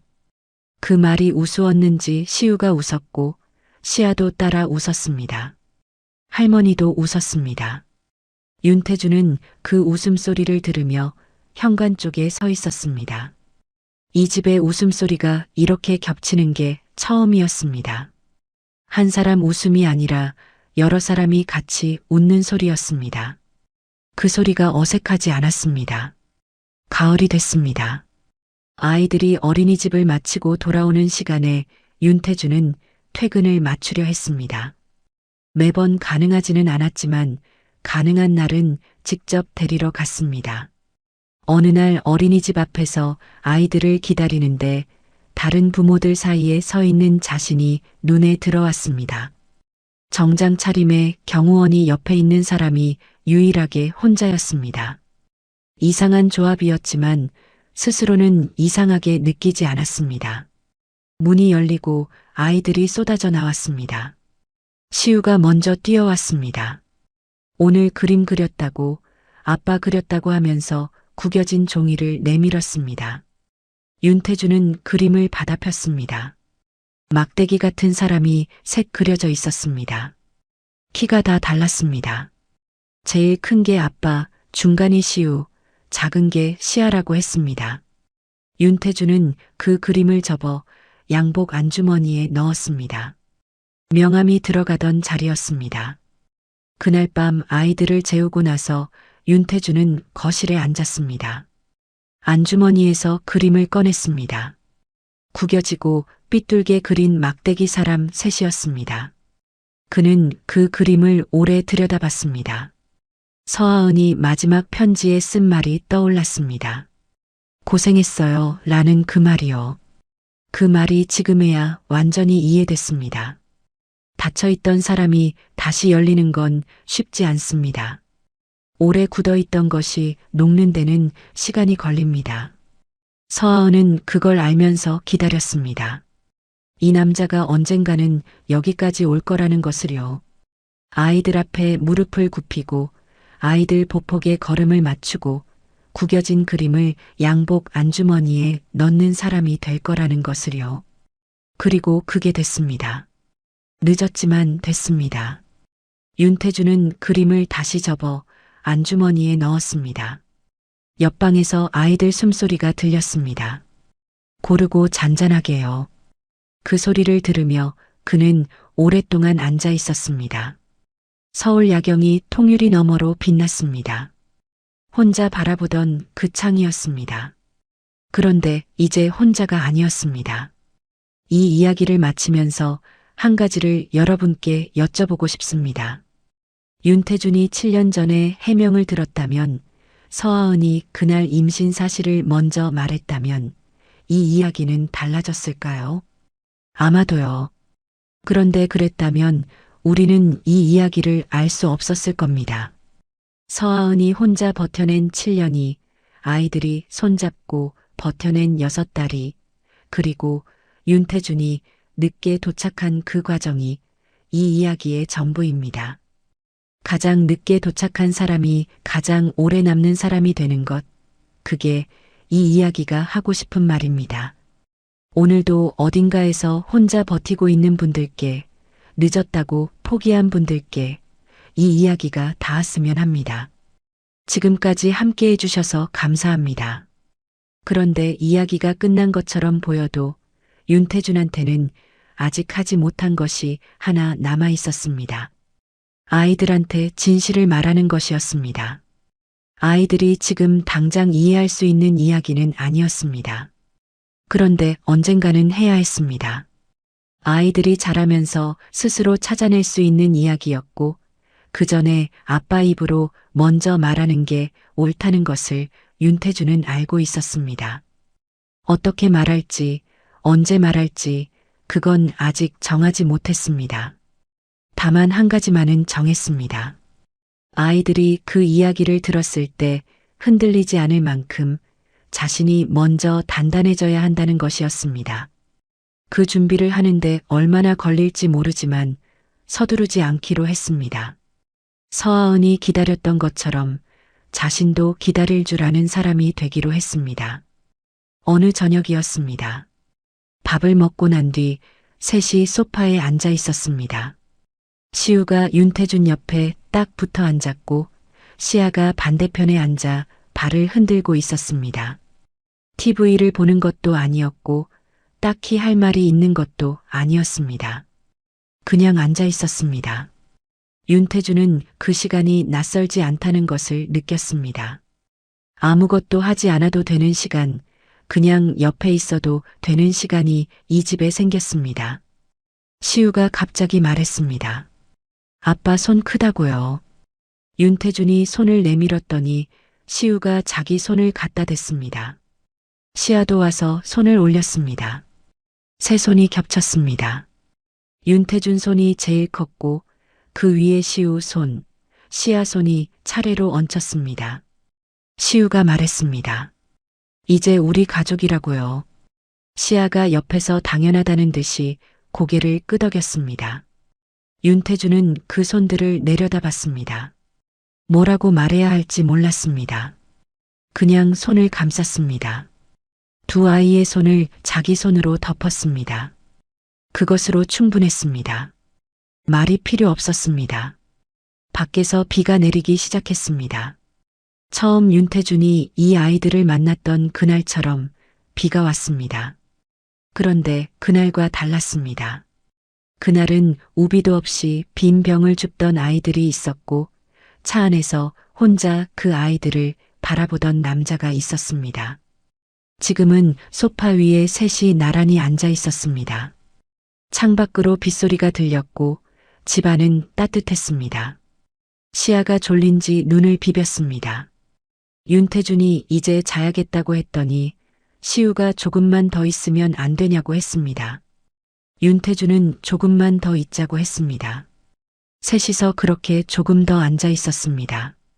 빗소리가 창을 두드리는 동안 이 집 안에 있는 것들은 조용하고 단단했습니다. 서아은이 원했던 것이 아마 이런 것이었을 겁니다. 거창한 것이 아니었습니다. 그냥 이 아이들이 따뜻한 데서 함께 있는 것이었습니다. 그게 됐습니다. 늦었지만 됐습니다. 그리고 그것으로 충분했습니다. 오늘의 이야기는 여기서 끝입니다. 여러분은 어떤 생각이 드셨나요?